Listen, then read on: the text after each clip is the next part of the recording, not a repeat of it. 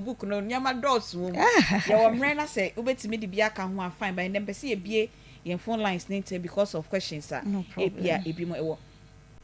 de osi realize say 2 years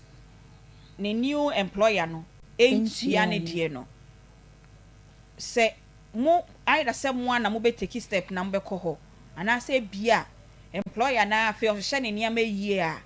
obe start here for 2 years na wentua na say me say bia 2025 so 2023 we tua 24 we tua fei na bia opese ohye niam na wotua 2 years mo be force na ma na tua sa 2 years na hye mu ana say on starting fi baby afei ohye ne niam na opese wotua yo de tie ne say ya na e ka say employer no ekotua snet employer no ekotua snet responsibility no enda employer ne nko aso eye employer ne responsibility say obetua worker no snet all right but eye worker ne so right say obehwe say every month bia no employer eti ne sika okotua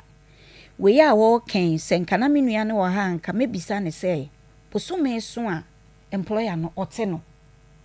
because mom pay slip no ba de hu say yete no but also so etimi aka say ne salary the employer under declare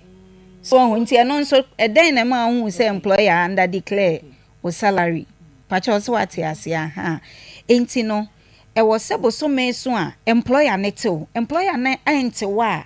eden question na so utimi bisa o employer e fa o social security ho so evidence employer not to social security wa ma metua at all cost ya said yes ye fight eje social security edema all right ye da sepa e wo ho na fe yenko informal sector yenua ba na ono aye ono an adwuma o se ontua bosome bia emamo otususu miensa 5 cedis die ba ko 10 cedis die ba ko na wetua anti afini be ko na wieye no de wenya wo susu ni mu ni nyina na wage no ni nyina breast native for say native for monje na me come mre wa bomu a mo de ama me bosome informal sector for no say na mo senior mo dili yo pacho de tene say okay pacho ye kan informal sector for na ye maame mu amu wodwom ye papa mu amu wodwom mo amu so ame magazine mo wo enkran de ne ye de ahia aboso kai aha sa for ni nyina wo hyeda nye aban ye adwuma na wa wo ye bia wo adwuma kakran pacho ne na ye informal sector ana me pacho me das an se e be ka se wo ye wo ankran adwuma ha nti ankran adwuma ye fo no de etene se snet ye adwen se ye ntimi enye nhwe han ne enhwe se aban adwuma ye fo ana omo ne adwuma ruafo bi ye adwuma enko na omo be ko pension a omo be enjoy sebi ye nyina na ne ho odin ne ye adwuma ebedru baby no ye be kwa ho mrem se wo ya ankra adwuma ye ni so ye aban adwuma ye ni so ye private man adwuma ye ni ye nyina ebedru baby no retirement ebeto ye ahomeje ebeto ye enti wo na wo ye wo ankasa wa adwuma no se wo retire eden na wo so obeye se de ne ye ka se ye hwe se yemma emobrowa no so wo omainim no ahunyiafo eno so wo omainim no saa na yehwe se muso muka omainfo ne ho nti ye njai mu nko awa akire na ye ya ayaka no enko nti snet ema ho kwan se wankasa wo ye wadwuma a wo so obetim de sika ne bi asie ato ho se obetua ne bosome se obetua no bi a 2 months 3 months wo ankra de eba onko na wo ye payment no unkoti bi mfiri obi sikem because with omo aye ne adwuma ruafo ye adwuma na se ene aban ye adwuma no bosome so a yete yesika ne kakra na adwuma ru ade kakra asoso beba na ankra de a nye oni obi a na ye adwuma wa na ye adwuma nti wo wa na wutua usika ne nyina enam saa ne nti akwanya ne wo ho se de etua ne bosome no opa usu betua ne bosome opeso otua no abosome miensa obetumi aye ne saa opeso otua no bosome nsia obetumi aye ne saa opeso otua na afimu ne nyina obetumi aye ne saa se de sister vida ye ne de no so ehun nti oba na ye bisa o na se o ma ye hu se sei na opese o ye no ana de time bia obe working in bia no obetimi aye ene kra de wonhia se bia wo basnet utimi de momo ekra ye payment enti wan kasa bosome ne so a obetimi de momo no na watua but se de ono ni way a opese o ye no but onfom ye se oba no obetua no yearly obetimi nso abetua no by yearly ana obetimi atua no quarterly ni nyina ye allowed say ankra ebeye ne sa but eba adwuma yeruafo ne dia ana sa aban dia ne dia yetua no bosome all right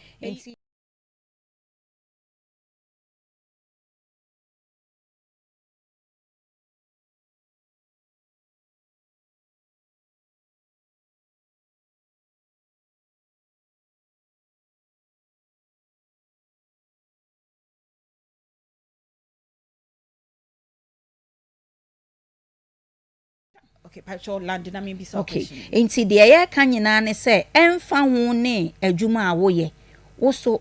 wo se fata se daache wo be kwa ahomegiem enti wo se wo so wo ye social security ana se senate ni bi e ma ye formal adwuma a bosumi bia menim se media general tua me ka say enti out of that no e no mote bi tua me senate no enti in a period no e betimi aye fixed me ka fix na say bia me basic ni enyantu mu a e bia between 2-3 years no na say na megia at least yenim say e fixed enti no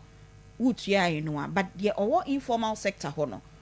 mo de na ye fixed and I say at any amount be of so person or the tum no or the betum na eno sa no at the end of the time now akọ retirement no say na mo si calculate na mutua bosome mutua bi ma no okay de oye onu an adwuma no ye register wa ye bisa se bosome bia no opese utua sei inti based on amount na obeka no ye de be work ye hu se ene ne salary ni sa salary we na otua ni sika ne contributions no efrim basic salary we ni a calculate inti se utua na e bia at the end of the year ye see next year mu opese utuma ekwan wo so obetum but your percentage with which obetimi atum your percentage o ho a ebetumi de atum nti wo ye register wa ye be ma o education ni nyina ama wahu se be ya so be hu se ene ye me de amount say na e sha ase a ebeboa me ana se me de sha ase a emoa me okay me da se pa obi send your question bi wo phone so na enye touch phone nti ka me be o say my mom is dead she sit banana patcho mom ntro ma me na mitimi embisa question no emfa ma ye nua be na me ye media general adwuma bet na kasa sa na say ye adwuma foforo san ka ho nti bia na metonsuo side job metonsuo na bia drink bi ni nyama kakra the media general tua business no misio na metonton no metimi aka say e ho so me tua kakra de aka me ade na wo sire e for questions na me be somehow no because obi ono ma oye formal work no oye side business ka ho baby mo manager ba ko obrema yesikuma ho oye side business bi ka ho nti no side business no obetua snake was obetimi aka say me tua bibi on my side business no to top up at the end of the year no my retirement money I mean free snake ana me pacho eno de emrane ma ho kwan sa emrane ma ho kwan sa because our employee relationship adwumawura na adwumayeni a relationship ana say nkita hodie eno nenam so ma yetua snake ni bi ma odada enti wan kasa wuntimi mfa open so nye wo de mfa mbetope apie nye ne sa na mmom se wo adwuma be mienu miensa one adwuma mienu miensa na eye adwuma companies mienu miensa na eye adwuma de a eno de akwanya ne wo homa because each of them no omumu bia no wo employer-employee relationship wherever employer-employee relationship will be also social security or montem so enti adwumawura bia e na sede se obehwe se weka bi one ne ye adwuma bia wa register was next number bosome so a otua ne social security ti obi ho no ma o se me ye aban adwuma ye ni me ye doctor me ye nurse me ye teacher na osan koye side job be with another company. Osio aban to yama mintimenti a very wrong. Also already near the kayaka say, dear would the betum no, and on a betchere, dear ubenya, wa bra wa ko ahomije mu no. Tikai hu senka other jobs no, omunyina de baya, enka obosome sika na de beto fotuo nim no, ebekɔ soro. Ama to me akire say okɔ retirement a, oso osika ye de bema ono abra wakɔ pension nso mu betimi ayedu. Eyi mame ko gina eyi ho no. Omo ye formal sector ho no. Ye hye ye komodie na se no. Okasa ya na snakes no mutua wo basic no eso. But me say bi won na allowance binti no. Next kan mu akɔ yedu ba behwe na basic na nkasa no eso. Ha adwen pa. Inti eno sa ne ye na ye employees no. Aya ye fight for basic ni say consolidation here. Yen fight say ye be allowances ni na de be kan basic na. Okay. So yen fight because obi o wa bon say ni a state ni basic e be 600 and so allowance nkwa ye be 1004. So nti boso me so a o de basic no ho snate na allowance no nti gbawie na afia be kwa wie chi na ni sika na obegina ye ketu bi. So eno na obe compare say me wa adwuma na me gisika say snate sika ni sa. Okay. But a wrong calculation now why no. All right. Or say my mom is dead. She was 66 years. Okay. I have her SNET card. What do I do? From Ken Kennedy. Okay. Inti Ken, any problem cry. What ne SNET card there? Chese okra ne SNET number. Okay. O the number no ebeba. Obetimi akọ SNET office bi eben wo bia. Na enyo me di adanse say o maami efrim fako SNET office bia ye behwe na ya ji information bia wo se agi owu at age 66 ye hs order so ska e wo SNET ti wo se yetua e de man beneficiaries ti SNET won faso no ebi no say o maami efrim o na eba betoa o maami sika na e wo se SNET de man die no omunyina beba aba depending on beneficiaries that we use my engineer beneficiaries no last time na ye treaty next of kin na was here next to for dim commerce and unfortunately last week Wednesday sad incident ni esi and it is our topic is on hold you say repem no snake for next of kin but all can beneficiaries no ye mbisa won ka kra bi repem ye discussing next of kin ni ho san komo na minim se mo be sign abamu bi beneficiaries no aya na eye hwan na number sign na metimi dia beneficiaries so was SNET. Okay. The attorney says SNET beneficiaries yeah, it is a way will. Obi nshew enka se enipa asemesi obenten na fane wa wo free wo pem hwan na wo fi se daachi woni ho a yemfa wo sika wo SNET ema no na wabobodin nti obi a ne din obebo obi obebo ne medin obi obebo ne medin afra ne nua medin. Okay. So but ebia nso no ubodi na ye bisa o se nipa no oye wodai relation. Okay. See the only a year emrama ho kwan say ode ne be your beneficiary o girlfriends or beka gens or girlfriend or boyfriend side chicks for my boka yentimi ntworo mu din wo so omu ye yi oye dey enti na omu gine preko no so yentimi ntworo din no ne ntworo say we side chick or your girlfriend or your boyfriend ha omu de omu nka ho but apart from omu de ye member na etro ni din say ye mfama ni bia no omu na omu qualify na ya na ebi o wa ye confuse ye ho kakra say de na o ka next of kin any beneficiary on say eba ye inheritance system ni ma next of kin ye die odi wa ye Jesus social security obi ade yeah o da bia ye me da boni Akoma FM 87 ya o da tiesi to amane unu pa play mene o da simu aya kuro tre como é ba projian mo yido yine mu atia sai na me se moda mirena yes o go see as you pable moda se pable mi engro e anu ojian meni Akoma FM 87.1 me pair yebema enwom no abosa esansem nim sasa brain wonso o kaakai odofo bi a okowu akwantifiwo okowu akwantiewuo na wanyare anda ho na nka wo daadaa no na wankasa wo cycle wadwen na wo ka se bibia me dofo idai die owuo kra embefa no eno sa ne die aya na wesiesie ho asie nanso sa wo no odofo bi edi nkra nopa ewia enwumre se otu kwan yaba me ko ha aba wante ne yare wante ne yare da ho ne wankɔhwe no wankɔsra no ne wankɔkyerɛ wodo no esifa na wobetia ne se onipa no wakwawu ewo akwantimfi wakɔhyia na kwanhyiawuo eya areho na wɔtwe ne nne pepepepepepepepepepe ena yempanyimfoi ekohyia omo akwanhyiawuo ekowu ewo akwantimfi nti nanampedu nwom na yebo no se eye mepe anka mebɔ nwom na wo so de akaakai wodɔfo bi a okohyia ni wo yaya saa yemamu nyina ha ediba Akoma 87.9 na mo hwɛ yɛn enso ewo Onia TV mo hwɛ yɛn ewo Facebook, TikTok ena YouTube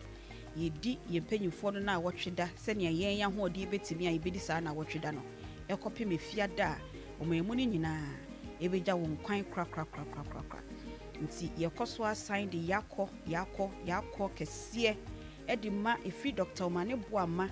ekopim yewoma usakra pe omo dibre no usakra no ne yire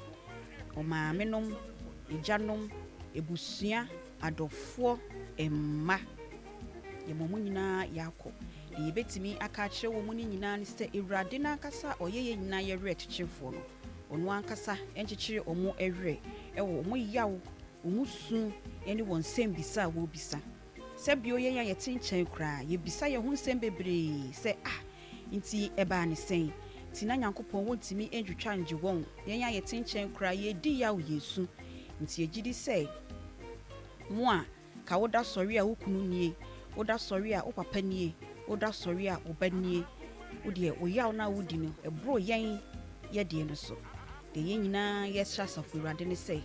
onkyekye mu nyinaa werɛ onkyekye mu nyinaa werɛ onkyekye mu nyinaa werɛ ne yɛn hyɛ asafo Awurade sɛ owo ya sei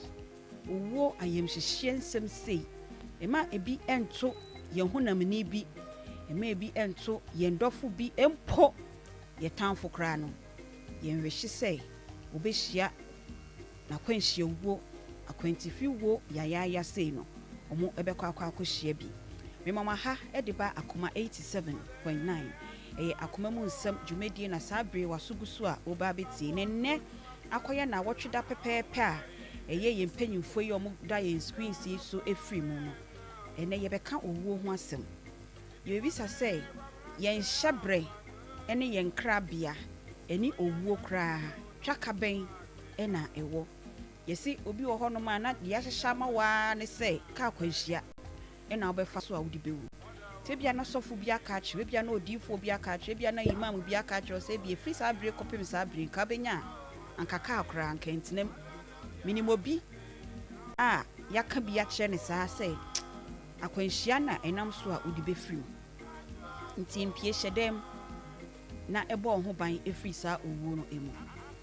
sɛ ɛyɛ ne hyebre sɛ ɛyɛ ne nkrabia wo hyɛdem nanso ka ebebu ne dan ne gumu ema ka no ɛna eku saa nipa no enti ene enkoma yebɛbɔ no yɛse your destiny and death anase destiny and death na yene papa bi yefrɛ no nyansa boakwa ono ena yene no ebedi saa enkomo na nyansa boakwa so ye sofo so ye sheikh so ye imam so ye spiritualist so ye traditionalist nyame ya adom na ogina konwa mebisa no de woye na enne ye kasa afa ye nhyebre eni owuo ehu enyi we fidie no emfemfiri ha frewu ne bi ne ka kye ne sei ono nso on betie bi na on fantu ne ho fuma ka kye sa akoma mu nsam sɛ wode wafidie no to Akoma Onua TV Facebook TikTok YouTube na wohwɛ yɛ nea wosua deɛ deɛ wonim no ɛno ɛna yɛka ho asɛm na wosua empo deɛ wonim no na wosan etie bi na wode ato ukotodwem na ɛno aboa wo na wo nso wode ayɛ futuo ɛde ama afoforo bidin ɛde Beatrice Spiogabra Ubetimi afremi Aunty Bea production team members Nana Bila Kantanka Spatus Kojo Sakodie Emmanuel Obusu Little Beluchi ena Nana Yaw ena panel members nso Ewuraba Papa Bi ewa ha ena Peggy enso ewa ha no se omo ena ebeboa me ama yedi enkomo kakra ansa na ne ye guest no ye no ebedi enkomo me se ye frɛ no Nyansa Boakwa se oye sofo so oye sheik so ye imam so ye traditionalist so ye fetish priest ojina konya na mebisa no de woye ene enne topica ye ba be discuss say o hyebre o nkrabia ehun sunsan so ani uwu a wo bewu no sen ena esi etie erama ha ya na o general boko de adom na wo so Yesu adom yeda Yesu ase papa pasa no de ne so akyeye amen atenye da pasa enye da na wotwe sabre ya wo pe ya hwe time sabre no mo nam wiem sabre no mo yesi sabre no mo yesi ni nyina rade ene yemboafo amen adwo ite say Aunty Bea na dom no aso yenso na dom na so yenso yede nyame ase papa era sa asem we what bi da nipa na ne hyebre na wo se nsuo ne fa no ne hyebre na wo se obi ne poison no what bi da hyebre ene ogu eden na what afa ho okay me da say ma yenchia yen etiefo ne yahwefo mfambra Akoma 87.9 FM ne Onua TV so na yen kan che omo se yemomumu ne adwuma se da ne da nyina yetena sese ya na omo eho promo echi mafidie ne dia to na omo tie ya hwe yen so Aunty Bea me nyimi no me beti asem bi se yese papa bi no yekuani na yeka che nse wo kwa afuo mu a edua bebu aku no na ose ne birebira mama ne mama me na me dem ne yese odane dem so kodua obi awi ahye mpoma etimi ayi abeku papa no so kodua dua ye wiye ahodin be ni ene wom nti saa de we na ne ye behwe ne yaka ho asem no na ye du obi a wonim de ewo ba ne sunsum semu so ye sofo so ye yi se de o kan ye no yes oba be kire mu no Aunty Bea me hu ne say sometimes say ye ka se ebesi nko ade a ebesi se ye ka se kwa we na befa so awu na nko ade a befa so awu empempi ya na ye wasem bi ye ka se akro be wudi ne ko shepo moto mu kurampa obewu me tma se dwene ho mu ne se eye saa na tie se ye nya ka se bi a asomasi we he obi na de na esa be ba be sign no ensuo na befa no ka na bebo na ma na wuo me woni se wontimi enye bibia amfiri ho ntimi nsan wo ho e wo saade no ho wudi 100 years kurem se saade na ne bekun yasem sa na matena se em so di 100 years kura saade kuro na ne mse bekun emfa wo ni mfi a obedie eno a ne bekun afiri asase so enti Aunty Bea no de to me me woni se sa na tie all right me da se papa merci aba wo hobi mwai adwa mama wo de na wo so wate afa ye hyebre ni ehun sunsanso wo owo ho mama me da se de ekua kan no yetiefo ne yahwefo ye no mo na ya na edidwuma yi se ye betena ha na ebre ne so na ebia homa ne tum ne ye nya obi ama na amfa ne kyese ye ne obi a wo tie yen nenso so mama omuni ehwemoda wona wo hwe yen Facebook wo tie radio ne TV nyina mama da ne da nyina ye ne omo ene ekọ na eba mama matibi ena mehu bi me se bebi e wo me nyini ba no na efie bi wo ho no mo a yese oba bi o won bi okwa aware a agisi ogya aware no oba bi o bi a okwa aware a ai on ware nsi da bi ye beja na na onu abeja on wo soso nti agisi ogya okay ida so betene fie anane second marriage ene be ma ne ba omuso de ya wo side o enti sa destiny ni death no enye owo nko a search but ewo ho ena me ankasa me nana me hu bi ese ono obi nya ntawa ena obi bo ni dua enti o ye na adwen se se nsuo hu o se den nte na ekua kora de na onko biem ote dem me papa ka kire me se okono fe we bi ho ye anwe ye de nsuo gum ma nkokɔ ne nom okay odi nsuo ko gum se be ya nopo obie ne nkokɔ a omakonom ti obi di ka hwie de wom dada no to de praye ketwa ahohom ehwetwim ene pa ni se nsuo no I wish that what kasa na kama kan wo local language no ati ase kana meti wo hu nsuo no efa no wow because of say onu obi enya na nipa kro no aton na ma nsuo se okɔ nsuo hu a nsuo mfa no ene kwie kan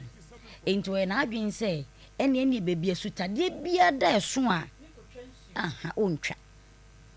tanti bi meto misuro nsuo pa misuro nsuo because of the mate wa abusanti misuro nsuo onfa me nko nsuo hu nka nche me se me nko dwa na madware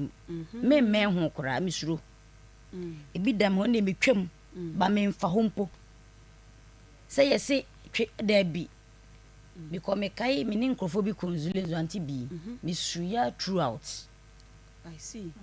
Me ho kra de be so ne hwan. E ho na me sire nyina wo na so me kofa kra me ko. Na me nim se sa netie. Ye du ano no etina speeding boat o se speed boat ni mu. Na e kono ano ho ne ye fia te se ye table yi. Enti na ye speed akola ketu bi na ye mede. Aunty Bea ko ne nim kakra tere nwura metu mani na se ye nam epo ne so. Me di bue ma me baba nyina ne mi obu ma me baba nyina ne mi o. Ye du ano ho na yedu ano ho na ye di si akobe bi o mabo mu nua no wonsuo ni so Aunty Bea me talk do woni mu po because ehu aka mate bi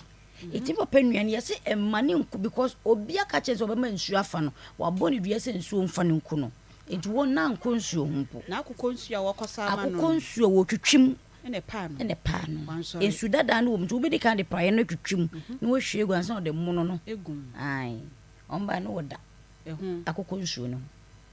shebre ni owu no I see ya kama na bem te ya de wo ho pa all right yo mesan aba but ugidie nko a obi ane ne gidie ugidie nko baka se enye adwuma but e ya de bi Aunty Bea e wo ho all right mesan aba ho biom na ma efi ha ye ba mpanyimfo mo ha se ya Nana Bila Kantanka e kan ho na ye chief executive producer ye guest na nkasa ye ni bedi nkomo yi o enche bia na wedru kra ne sabat me pese me ni wo faso di nkomo de ono so wenyina bedri oni panyimfo na mi de ono so ate afa hyebre eni owu hu producer maha Aunty Bea achoboko die bibia boko na so adom American kan se nyini de me nhye da nyini sa na adwene mum na nyini wadwene ne nyini nipa de da so wo fom oh yes small boy me ne mum na ekoba oni ho amu boys na obua wenyini me mum nsisi mi da yo wafa mama mbisa woni mpanyimfo nam wodi mpanyimfo nkomo wo ye mpanyimfo ahia mpanyi ahia right mpanyi ahia hyebre enkrabia eni owu twaka be ne wo twaka wo Onyankopɔn di onipa bi eba asase we so no o de odi adua ne mu o de odi akwete se ya na yesi asori bi anasa asofo ni bi mu si aso dan o mu di bibi ehye foundation ni maso mo si dan nesi so ye de bibi adua mu onipa bi eba asase so a bra ya wo ba Nyankopɔn de odi ama no so mra me ye wa asase so nti wadwuma wo be ye obu ho no mo a efira wo ye ewo mu na ade aba wanhu a no akoye bia wo so ye bibia emfa eso ye no bi ho Nyankopɔn bo ni sikani moja na beda ne maame ye mu a ehya ase afo me se nipa ni nyina Nyankopɔn ahye no so se wo ti Nyankopɔn ka kire Jeremia se wunyanya moja to na wo na ye no na ma ye odifo ama amaman ti ame oye wo to maame ye no onim de ode wo ba be ye na asase we so eni e wo asase we so nya ni papa nti nipa timi hu na se we nya bambo a itimi sesa niema obi ho man ke wiase oba nse so hu hia da ahokyerɛ sɛ ba no so da nanso so nipa bi hu ne ntam sesa no wɔanya boafoɔ wobɛka yi a ɛwo Yesu na Herod ɛhwehwɛ no Herod deɛ no yɛ physical yɛwɔ Herod foɔ so hɔ a mo sɛ ɛhu mu adwuma so ho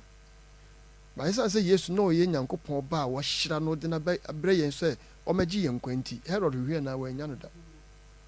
to da bi na Yesu homete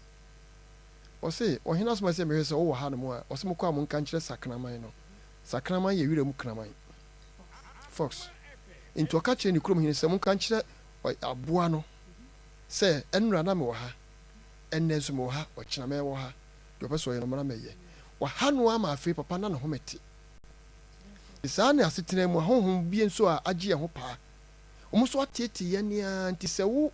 mpanimfoɔ sɛ sɛ deɛ wɔpam mmerɛ yɛ a wontumi nyi wahome nti woanhu na wogye wahome kakraa bi pɛ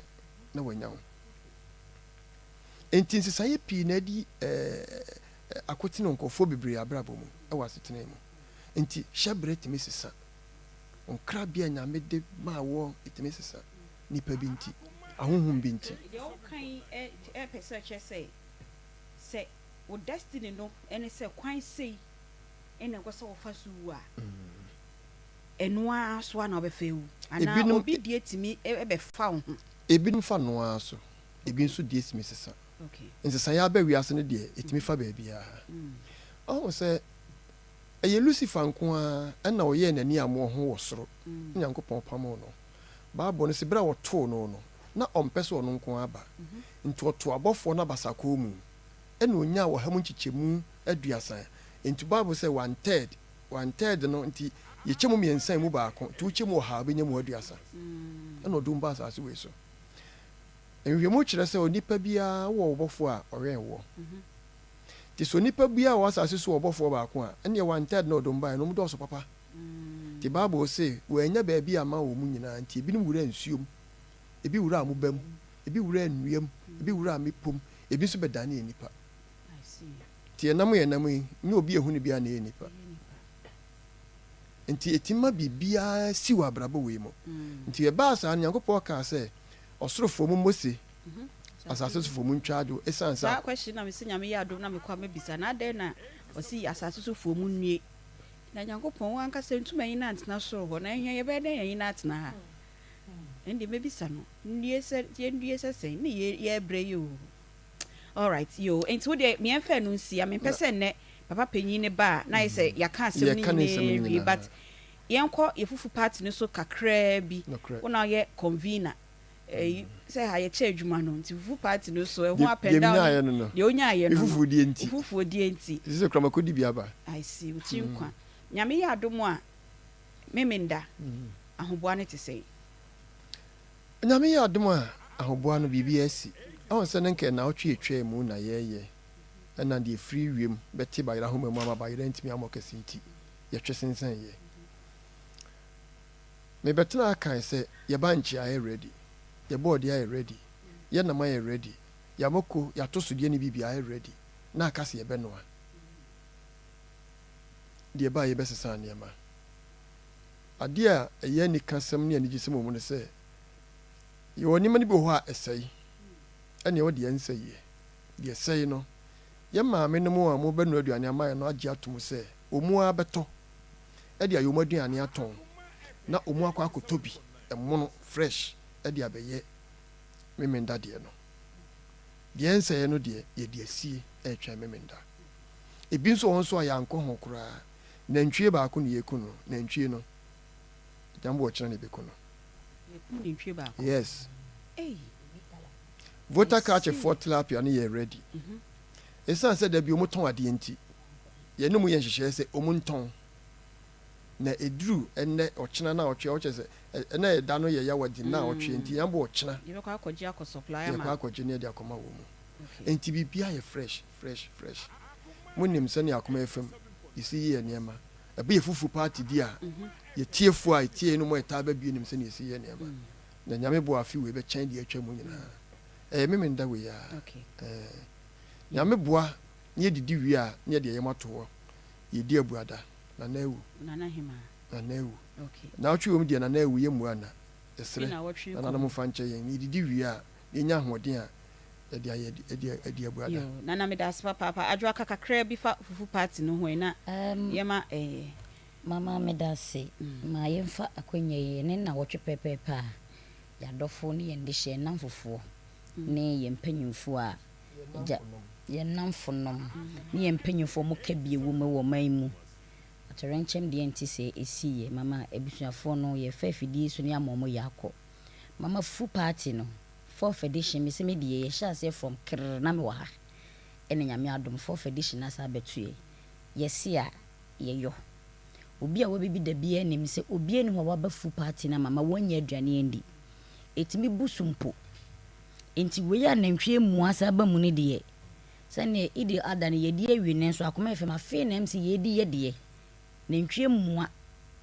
enti dane du a eye meme de di enim ya 16th August obi biare mre bi ewrabe se de ohia no lorry fe ene wayo a oba na kita wayo a se de opese wudi no se de opese ohwe nkwan no ubenye bi na mama kwancha de fa aya na isike ye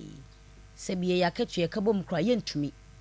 eya aboafo bi adaroma ena dane da nyina abri afi bia ye de fu party ne den edeba ti egusu aye sre yensa danse yem se obi ewo na de tondem na opese e bohu de roma na ye to ya pono me se ade be chimpo sa da na Saturday na no pa no kra no o de ba ye beji mama eye kete wese oba Augustina of Frondex woni ne ka de wo hono mama enhye no to akwamu a na yayamom ye be se tiefo se danu du omomra ne yemfa yensa ento nsayem na yemfa odo emodo me da se papa era fa kakra ka ho me na Aunty Bea kan ye twa ne tia se Nyankopon ya adom a eda eye memenda me se Yesu obeba nanso ye bedi fufuo we ye wi ansa na waba enti nyame ya adom a memenda anopa du ba ko munyina mu nhia yen ewo eye Asokwa Municipal Assembly won forecourt wa anopa du ba ko na ye ndi fufuo no na bibia anya kama na no yese mobile mo fa nche ye nya boapaye ye kan na me se mo anhya dance yen se omoti ebedi na no ye ka cha mo se ye tu ahya no omo anhya dan fa mo adwan ko wosa ye pa mo cha mo fa nche ye pa se e ba ne sa nya boapaye na mom nya me ya adoma me da wedie momra show ne beba so live and colored me da se show ne beba so live and colored Akoma 87.9 enne yen komodie ne se yen hyebre yen krabia eni owo san na esiti esanse enene na wotwe pepe na arehosami eto yen oman mu ne nyina ehun komo na ye ba bebo ye ne papa panyi bi ye frɛ no nyansa boakwa mesi oje na konwa na otna sia ne mebisa ne se pacho oye sofo pacho oye sheik oye imam ana oye konfo otna sia na ye nyina ye behu de woye na ne din akasa de eye nyansa boakwa na ansa na obeji na konwa no mama di kan komia me nua be ma na wotwe se ne okasa de nyina na mebam okasa na mebam because of nsema na ekoso no oduefo nana asabre na oni yenra power specialist herbal hospital simadupe yewia na fedi nyansa boakwa agina konwa no na yato ayon komon so no na due ma me ndue men maame eya asemo ya me nyina ho yakọ na atwe se na de to ye no nyame mfa wo mo kransie ye me nyina ho so yakọ ne hyeden mpeni se yewe asibe nam no cheche nam esi jaso 7 prediasa yesu kra ye jahem me na se asem ya ye de bobo de dwoso ntino aba nanso yire ene ya tia se yare bata ye ho ntine wo se ne otiefo na wahwefo de nkomo kakra di abusafo se madu a eda manimu me no ba be chensem bi e de free power specialist herbal hospital Dr. Akosua Diaya ene da ya no na nyame adom se dede bia ye boda wura kyerɛ mo niema akese ya maame no nyame de ne ye no nwanwa enti wote yenka empremu akoma ebia na wo so adanse baba sanse wo bia wo ba bia da bia no ode adanse na eba ye won kura bata miensa ya nkura bata miensa no ba bia obekɔ bia emfidia ye mu ma be a doctor for wo hono ma okwa wo mmerɛ na ya hwɛ esanse ye wa doctor for kon no sanan ene wo ho ono amu ka ho bi enti modo so se de asia na mo wie eho ne ye ma yare fo mama wo meti nisuo na nani mpɔkyere ne ho da bi ye nkra bata no miensa no de di kan wo Kumase Feyase Lake Road ena ba ko ye Kwabenya ACP Road ena Takrade Anaji Estate ba bia hantama Rabang wono ye chi wo pe ansa na meka yare no bomode na fa number ya ansa na mewie na wo de wo mu a otu anamo na waba your numbers in 0244 0244 54 54 44 44 22 22 0244 0244 54 54 44 44 22 22 and 0200 0200 38 38 another 38 38 and 31 31 numbers mienu na yewo ekire me no be WhatsApp no beka ho na busu tie na hye no nso stroke yare a hard sama papa uba ye ho a enne obi di stroke uba ade echi o de ba na uba ye hwew ma wo hu se ya hwew eno nye se oba da krope na ho ato obi wonu ma ye be hwewa boso mienu miensa ejina mbre tenten a yare no awo ho ache ene stroke no ye wa hodo bebre na ejina wo so type anya wono na mame ne onche niema kakra bi niema eda di ma hunu se wanhwe ho su ya obeti manya stroke eye dwodwo yare no de di kan obia o se na mennan mensa ananse acheme na etitiritiri ejina niema bia etowo ansa na ma onsa na etitiritiri no de di kan se bia ennamu ana ote ho onana wakum ana onsa na wakum ebasa emoja na edi afurisa ne ekoba no emoja no veins any arteries ti we de kɔ na we de aba we de kɔ na we de aba ebasa wo koa onsa ne mu anasa onana mu che enamu ubasa wo to ne ubasa onsa ne kora se awu ubasa wo timi toto onsa ne se ya se ubasa onsa ne se enwui ebasa etima onsa no anse timi chew ebio bia na sade wo wontine num bebrebe sade wo mu sa emoja ne ntimi ne afurisa ne nkɔma nti wa bo sa ananse na ache wonsa no sɛdeɛ ta aka no no na enu da nkyɛn a bi wɔnom a wontiri na nkasa no ahoɔden no nim saa ɛnyɛ strong wontiri na ayɛ mmerɛ na ɛyɛ mmerɛ a ɛgyina nneɛma bebree a ɛma no yɛ mmerɛ so obi wɔnom a a lack of exercise ontumi nyɛ exercise yie nti mogya no na ahoɔden a ɛwɔ sɛ kɛɛkɔ na ɛba no entimi nyɛ saa nti da bia wo abo sɛ wo sɛ me nsa wei me na wei ya na na nsa ananse akyeme yɛsrɛ wo saa signs and symptoms yɛ bia tu ho anamo now ya kyerɛ wo sɛ wan tu ho anamo a ebedu baabi no stroke enwudwe yare ebetimi de ne ho agim na enya na wotwe bosome na wo behunu sɛ stroke eba bɛyɛ wo the time emfie bi akyi no bo sɛ ahase na ɛyɛ na stroke no eba we nyina yɛn kaebo ɛbɔ yɛn ɛto da bi a uti etimi dwa wo pa on sɛ yɛka aso bi na ɛyɛ migraine no ɛno wo moma so ɛna dwa wo we de ofa na utahu sɛ ananse ta kyekyekyekyew no saa utiri fa ho mo sɛ etimi yɛ oya pa ɛno so timi yɛ symptoms ni bia mesrɛ wo hunu saa nneɛma we bi pɛ entena hɔ no tutumirika na bra akɔso adua ya hɔ na yɛmfa emfidie nsi wo so yɛnyɛ wo test no na yɛhunu sɛ ɛdeɛ na ɛkɔ so nipadua mu a ɛma wo de ananse kyekyew saa no yɛnyɛ hunu pɛ sɛ yɛ bia ɛyɛ saadeɛ na dɔɔso mogya na ntimi ne afurisa ne yie wontiri ne mu agogoɔ ana sɛ deɛ na akɔfa aba pɛ ɛno sɛ yɛma wo aduro na wakɔ akɔnom na akɔrɛte ne nyinaa enti saa nwodwa yare anka ɛbɛyɛ wo no meka sɛ nyame animnyam ɛnsa ɛma biem wade ho wona akɔ ba bi no hwehwɛ kyerɛ kwan ɛwɔ kumase yɛwɔ ɛyɛ fiyase wodobru fiyase a ɛhɔ na abɛhu yɛn na wo a wonni kumase wo baabi akyirikyiri te sɛ bi a ɛnkran kasoa mpɛtɛmu nyinaa monkɔ kwabenya ACP road adua yɛ wɔ asopiti kɛseɛ wɔ hɔnom power specialist herbal hospital wo de wura fi de die tete na wo se power ana adua na asopiti no ɛna takrade for anaji estate yɛ numbers no ɛyɛ 0244 54 44 22 0244 54 44 22 and 0200 38 another 38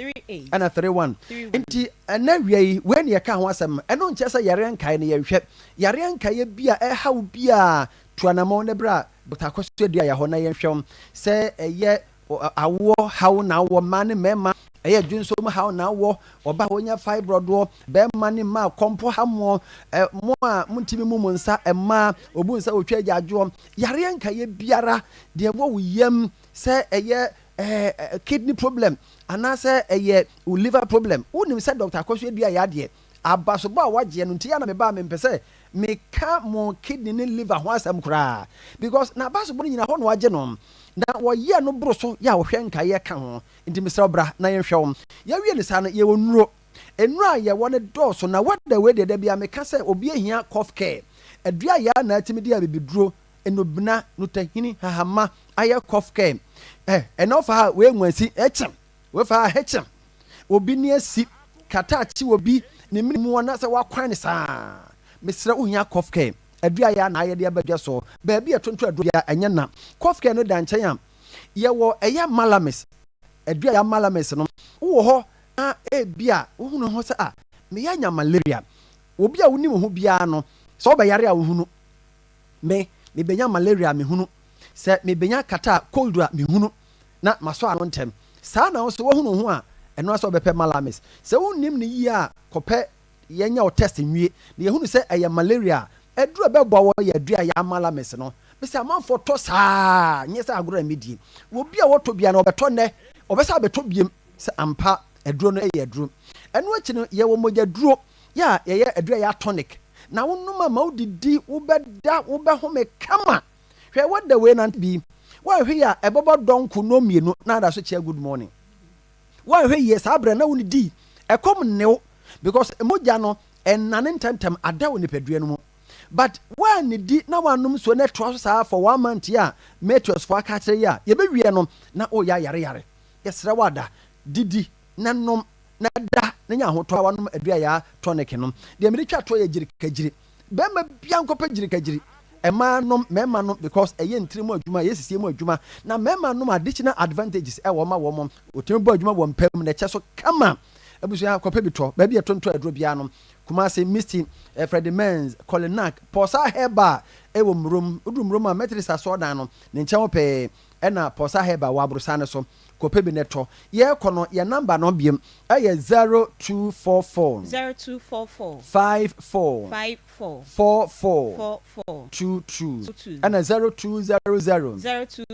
38 another 38 ɛna 31 Aunty Bea WhatsApp no ne sɛ wɔde yɛ na abrokyerefo no hwɛ paa manfa WhatsApp no anka ho anyɛ yɛ wɔ WhatsApp live busuafo a mo hwɛ yɛn yɛde ma mo sɛ momfa bibia mfa so ma yɛn voice message anaasɛ wɔbɛyɛ wode bibia yare no bɛfa so yare no te sɛ bia wakɔ di kan ayɛ test dada results no aba twa saa results no fa ma yɛ WhatsApp ana yare a yɛtimi de ani hunu sɛ kɔmpɔ wogya ɔna yɛ mogya wɔ mu ɔkɔkɔbo na ɛyie yare a yɛ visible a yɛhunu no twa yɛ voice ka ho ne fa brɛ yɛn yɛbɛhunu na yɛde aduro na parcel asɛnde abrɛ saa WhatsApp line yɛ 0555 79 78 another 78 0555 79 78 another 78 meda se nyame ka ho yɛbɛhwɛ mo anim so yo yɛda ase paa nyame ɛnhyira paa magyidi sɛ saa berɛ obi te ho se ye na Aunty Bea ka asɛm a mekɔn adɔ saa nyansabo akwa nti wɔbɛba nie me kora na afei mema producers no pressure paa na ɔmo signal me say oh waba nyansabo akwa me yɛfrɛ me Aunty Bea me yɛ nsɛmtwerɛni me patwɔ nyansabo akwa wɔyɛ sɔfo wɔyɛ sheikh wɔyɛ imam ɔyɛ traditionalist ɔyɛ spiritualist ɔyɛ deɛ yo mame ɛma ahwɛfoɔ ɛne atiefoɔ nyinaa akɔaba yɛda mo ase sɛ mo nso moto mo nsafrɛ yɛn yɛka dibrɛ ne saa nɔma no a nyame anim nokorɛ ni mpɛ bebree me prefer sɛ nipa bɛfrɛ me nyansabo akwa ɛfiri sɛ obiara ne dwumadi obedi no ha ɛne the aspect of God a obe showcase it to the world obiara ne sibi obi behumi sɛ ebia na me kyerɛ de because mmofra ma kyerɛ ma de pen ti ono wo behumi sɛ me kyerɛ ni teacher ni ankasa yeah I'm a professional teacher but I've paused for a reason besides so my young central dwuma for since 2009 till somewhere me fancy 2016 and me pause apart from that I'm also actively in movies until your movie villager we are now starting with serious historical cultural stuff. Okay. It will be the aspect and the angle the person is coming from or the befriend because dear made the mound just an ama made the befriend. Name if we say Bisano, your friend of Pambo. Tie ne ukokoro pam mo ye den ya opambo no no mo de beframe. Eti so ka say me ye hwan a is as to the angle you are coming from. But na ya eti hey die. I would say when you am smith enemy. Whom we say me ba ha say e ba beda Nyankopon hintade ene na hintasem e de akere adasa. Okay. Yesu Kristo kan asem bi o say makoma premunti na Moses ehemra we di mamu na anka ne no nenti sa enti ye kan nyansabo akwa no eye edin a ehinta wo twese mu na ekire Nyankopon a onimade nyina ansa na de nyina ebeba no na Nyankopon enim eti wo a woti won ansa na beba sase so na Nyankopon enim die ti a wo hyehye ma eti sa hintasem efa nipa brabo ho no eno na ehu dwuma na ye da ne de ne enoma efa ya bakosem ene enoma efa ya mamre ene amane ya no na kire the original intent of the scriptures Bible nya brofo dia it is who interpret the scriptures with the western mindset you lose everything outright. Okay. Ebia ye fa the concept of marriage now kofa brofo aware wedding ni sibi omoye no no what say bibia yes eti we are digging deep into ubisa so hwan a me obi a me botaye awie bremu ne se ye behunu Nyankopon trim po ade efa nipa bia ana abode ana omman bi hyebre ene noma ahinta ho omman bi hyebre omman bia ni hono a e hono mo kwa okay eti ye ka se omman a ye wo omman bia no e wo ne nkyekireye e kwan a ye fa so edi dwuma ene what is about to happen to the people as a nation eti ano no e ba na se bibi ba beto a what would this one? You bear the consequences. It's not because of your personal character. And I be ye keke. Eti yaba krumu so a ye wo kro bia ne kwan ye fa so ejina kro no. Eti the question is ade ne Nyankopon e ma kwan. Ede ade no di tumi no shape. Ni nyina twere se mo. Eti ede ade ne control. Afa enu abisa se wan kasa na oto no minimie no no. E ye do krese ye wo bi e fra no hyebre. Okay. Ya won krabia wo ho. Okay. Na ye wie hefa ne yeko. Eti oman bi wa ha, ufro oman ni mu abekọ oman foforo na. Ujumedi asa wa ha. Ene na wo kọ oman ujumedi asa ye fro no asaman do. Which is hell. Okay. All right. Ene ye di we ni besi heye na udi mi ra hyebre mu no. Eno na ewura ene. A topic na menye nya de sese de me no wara na ndam. E ba ye show oman ni hyebre no kra. Ye no wara na ndam. Okay, mama that mean your bema ya onimaku or Angel FM. And I'm no sooner yenya access to you nti bebia ya onimaku wo bia ya o. Unya basi odase. Shebre in Krabia. Pacho eyeden. Say okay Jeremiah chapter 1 verse 5. Nyankopon ka se bi che Jeremiah. O say before I formed thee in thy mother's womb, I knew thee. And I ordained you a prophet over your people. What does it mean? Number one, it means the person existed. So it means there's the creation of something and the formation of something. You didn't come Bobby and Sanya Yad the Koron.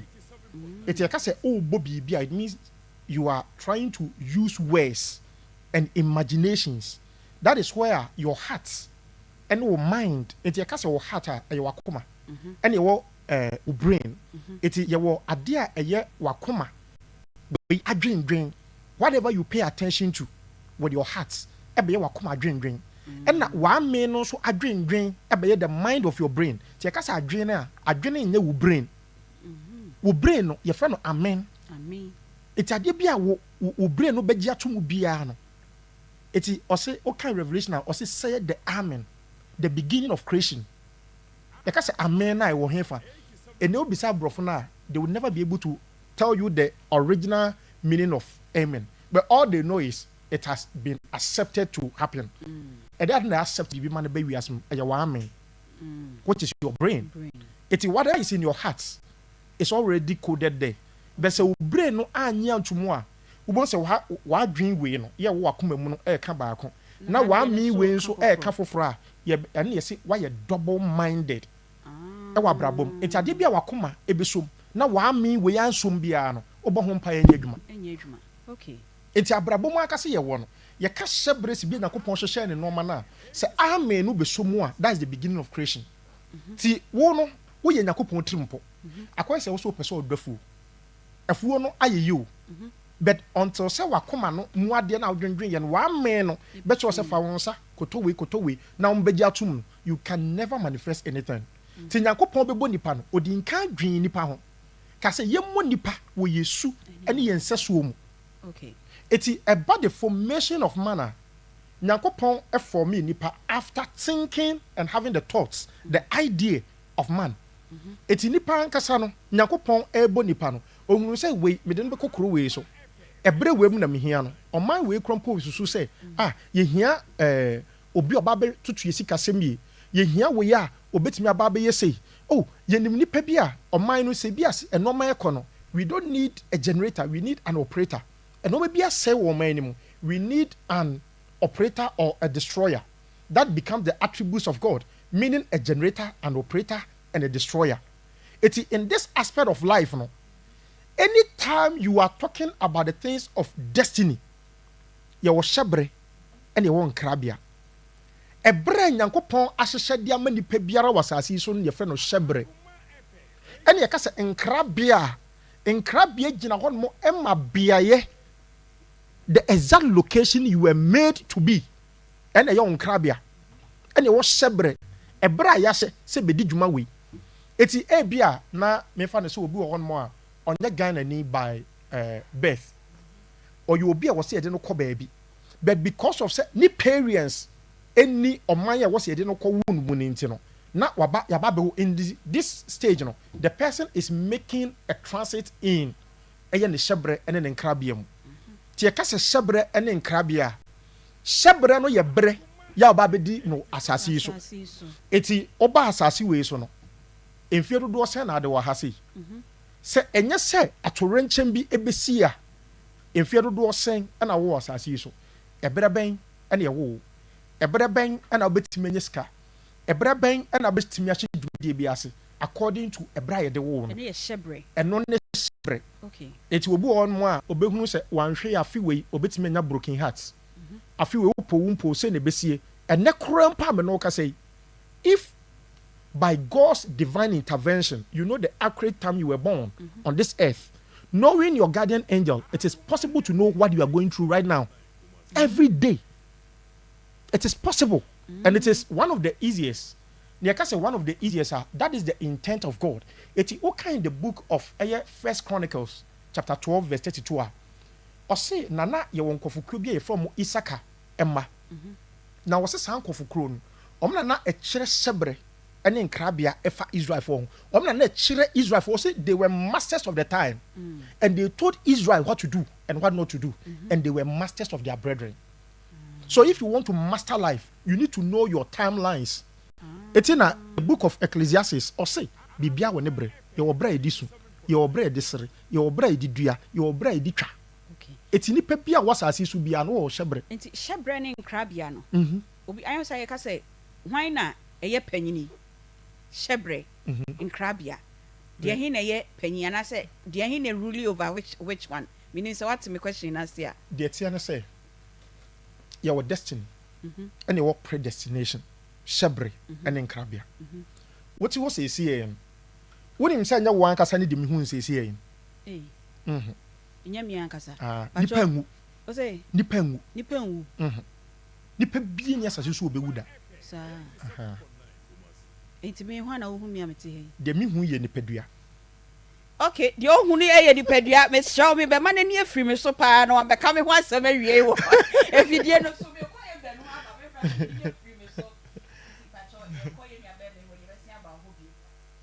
Eben fire charistic ventures. Eben somebody me na who me who papa. Me who say Aunty Bea de Bea me who na. Me dance pa. It's my uncle charistic mbra why. Aunty Bea me dase ewo akonya kese a ode amame. Na me de ncha kese so free aso e ma Ghana for ahwefo ne atiefo nyina. Na ye nupa ewodwa so a ye frɛ no Zahara Mr.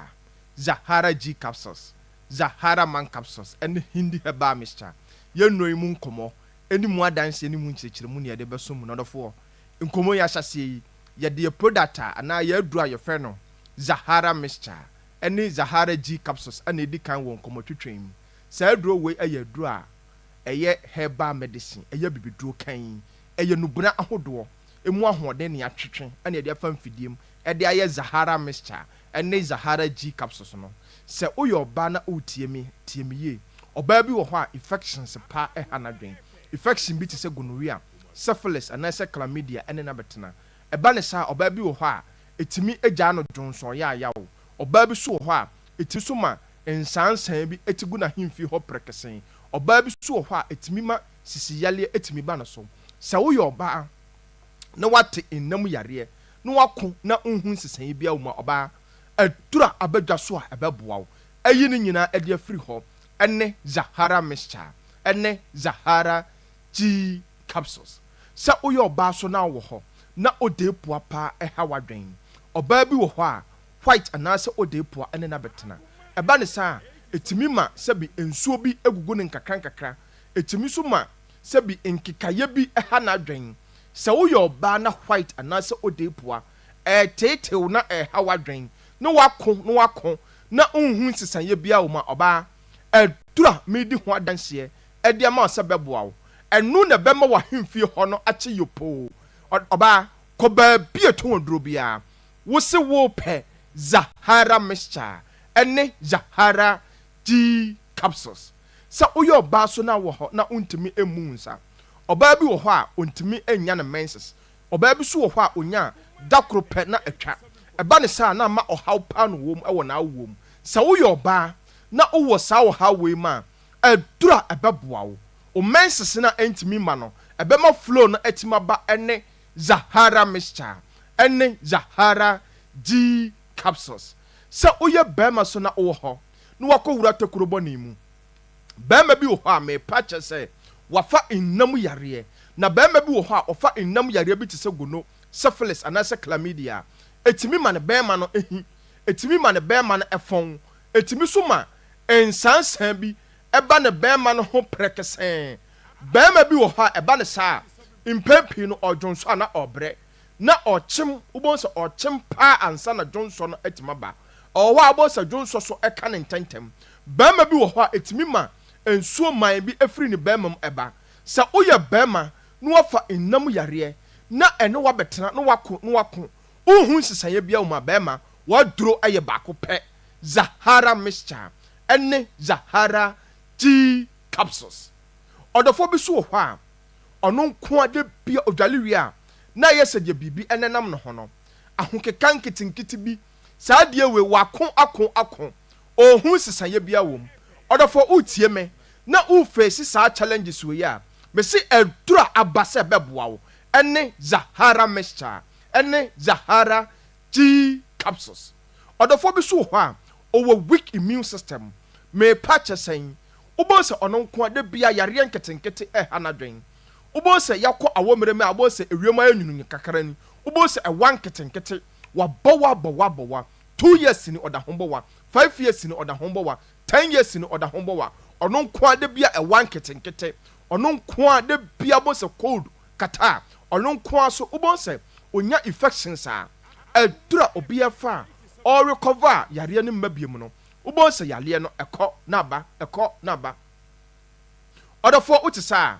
edura ebeboa wo ebebusti immune system no ama onkommo no anya hoden se bia be yam odofo yale bia entimi emetwi fa so nkon odofo mesepe Zahara mixture eni Zahara G capsules na kira kwan ko ba bia to oduro Ghana ha wodi oduru ho a wo se wo pe Zahara mixture eni Zahara G capsules no odofo bi so ho a osa pamwa wana hanadwen ene na betena odofo obu ha ondidi ya boy aduane so to ne yema aboy amane hunu pa na ohun odofo mese me no to nchia adura ebeboa wo ene Zahara mixture ene Zahara G capsules kodra store pharmacy shop herbal shop bi e ben ba bi eto oduro Ghana ha udi ya uduru ho a wo se ope Zahara mixture ɛne Zahara G capsules ɔdɔfoɔ wotɔ aduro no na biribi kyerɛ w'adwene so anaasɛ wonte biribi ase a wode frɛ number yi 0246 34 83 34 0246 34 83 34 0248 56 93 35 0248 56 93 35 other phone number no so the TV no so screen no so to the fa bibia onti asie bia no ofra ya yebenya adagye ntoboase mu ni akyerɛkyerɛ mu na other for yebekɔ ya adura ye de bɛda so a ye frɛ no hindi heba mixture na saa aduro we ɛyɛ aduro ɛyɛ bebiduro kan ɛyɛ nubra ahodoɔ ane atwetwe mu ahoɔden ɛde ɛyɛ hindi heba mixture other for bi so wɔ hɔ a ɔno nko ade bia nanum ayɛ nwono malaria fever pa ɛhanadwen de bia nipadua no ayɛ hyehyehye na aposo ɔno nko na aposo nyina ɛyɛ ne ya ontimi endidi ɛnyɛ kama efisede bia no nanum ayɛ beta ɔno nko abosede bia ahohyɛ gyina no so ɔdɔfo otisa adura ɛbɛboa ani hindi heba mixture o typhoid na wako akono o typhoid na adura numera na nipadua no ayɛ hyehyehye a ayɛ de yate ensanso no agu so no ɔdɔfo kɔ baabi aton adura Ghana ha wo se wo pɛ hindi heba mixture ɛno ni adura ɛbɛboa ɔdɔfo sugar level na wo check na ɛkɔ no na ada no wayam hyehyɛ no na unhunu de wonya ho no fa hindi heba mixture na ɛyɛ waduro kɔ drugstore pharmacy shop herbal shop bi ɛbɛn wo uduru ha wo se wo pɛ hindi heba mixture o pressure na ɛha wadwen tete wo ɔdɔfo fa hindi heba mixture na ɛyɛ waduro baabi aton aduro Ghana ha bia uduru ha wo se wo pɛ hindi heba mixture ɔdɔfo uduru hɔ na ɔse aduro foforo bi wɔ ha mesrɛ wo se ne hu na ne pa ɛwɔ hindi heba mixture no ɛno ne adura ɛbɛboa wo ɔdɔfo nkɔmɔ na aduru yɛ adura yɛ frɛ no Zahara man capsules na saa aduro we ɛyɛ aduro a yɛatwetwe no bra ahodoɔ ayɛ ɛdeɛ sɛ yɛde bɛboa bɛrima bia sɛ woyɛ bɛrima na wotiemi atiemi bɛrima bi wɔ hɔ a ɔwɔ weak erection me pa kyɛsɛn ne bɛrima no antimi ɛnsɔle anyina so anni mmɛnsɛm ne bɛrima no ayɛ mmerɛ sɛ woyɛ bɛrima na wote saa na wowɔ weak erection bɛrima aduro a ɛbɛboa ɛne Zahara man capsules bɛrima bi so wɔ hɔ a premature ejaculation pa ene na betena tete no hanadwen ontimi ma oba no ene enje se woye bema mesrew enye sa obeto graphic amobi akenkama bema adura mese ebeboa wo ene Zahara man capsules ko ba bia to aduru Ghana ha udie uduru ho a wo se wo pe Zahara man capsules enu ni adura bema onuma ebeboa wo bema bi so ha sisi yalie pa de tie ni ene na betena sisi yalie no ejeje no sisi yalie no etete no hanadwen entimi mani ndile entimi ema ne mo adwuma wo mpam se woye bema na wotesa me se waduro aye baako pe eno ane Zahara man capsules se woye bema so na onkomwa no aye mere bema ko ba bia to waduro Ghana ha pharmacy shop herbal shop licensed chemical shop bia ben wo udie uduru ha wo se wo pe Zahara man capsules enu ni adura bema onuma ebeboa wo se wo ye bema no waye mre pa na ne upa adura emfa nsunsuanso bia enkobra wo daakye onuma emfa tipaye bia enkomaw emma o body temperature bia enkosora bema mesrew chusu Zahara man capsules na enu ni adura ebeboa wo odofo saje numbers ni biem 0246 34 83 34 0246 34 83 34 0248 56 93 35 0248 56 93 35 odofo se de bia meka no mentina ho emma yare no enka wo nhye mentina ho emma yare no emma wo nyan mobo ansa no watu anamo apɛ karisiki nupa yɛde yɛbɛgya so a yɛfrɛ no Zahara mixture ɛne Zahara G capsules a wotɔ aduro no a wode mixture no ɛbɛmene G capsules no ɛboa ɔdɔfoɔ a boost immune system no ama ɔpɔmuden no akɔ nanim asa to infection bi ase bi te sɛ gonorrhea ɛne syphilis ɛne Zahara man capsules a ɛboa bɛrima bi a mese ne mantamu ya twetwe no ebo ne samra ne se bema we de ontra wa no o ye 30 seconds bema any hindi herbal mixture ebo odophobia malaria fever typhoid fever high blood pressure any diabetes any na betena odofo ye nu pay ya to pete Ghana ha efa ba bia sa wo akra ukọ okaishi drug lane shops wo ho nyina halus herbal ruta herbal omo nyina eton bi na uba kumase so a asafo itafofo mu ukọ PFA pharmacy abusu ho na ukọ KO Ashtown ni mbulom so a blazer we kwa dani herbal Kolinank obenya bi wo ho apidank herbal na uba asafo so a have made pharmacy ukọ takrade so a AA Mensa Sechas Tsagana ha odofo ba bia ton aduro bia ubenya currency nupa ne bia to na me sha obosa onum aduro na obeya danse na waka se currency aduro no eye papa pedasa tv enso me das papa nyame ya aduma na wotwe sende ye behia na ye bra nyansa boakwa na ye ntoa ye nkomo no eso se shebre enkrabia eni owu kwanya nipa befa so a obewu no twaka be ne wu all say the can be say enyawo enyawo na wote ho no de wote ho se si a meme de mani hu se ebia the case you know your friend when nipadua let's just say bibi duam there's something within your body and when your friend when nipa okay enti obi wo ho no a ne nsa ni ho no bo or exist until say the whole body is being shattered into na Paul cast and be say see ye dwiri ye dan we gu a yinim say ye dan foforo bi e wo soro enti every being before you can be able to exist in a certain realm no e was say wunya that realm no body because you are before you more the other realms no body or so use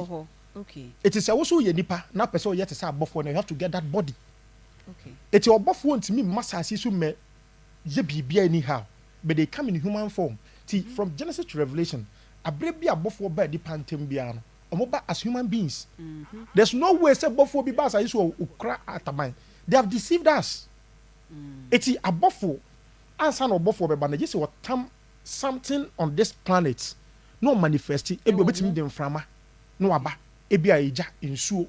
obetimi de asase ebi a ebo no manipulate the system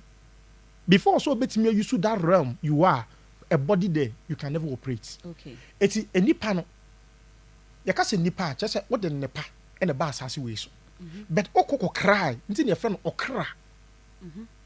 che se wakra nyankopon so obedi dwuma bi eti oba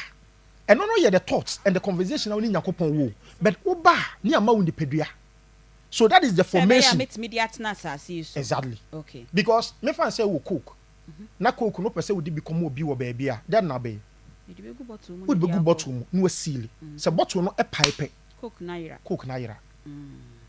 eti nipa bia no wasase su ha say no wo nipadua eti wo nipadua no e ne case wo body but abra ore ebedi ni juma no ya obesane ne ho no that's the silver cord when it is broken according to the Bible you live abra odian ya ore ni yedian ya ya wade a won e bind nipa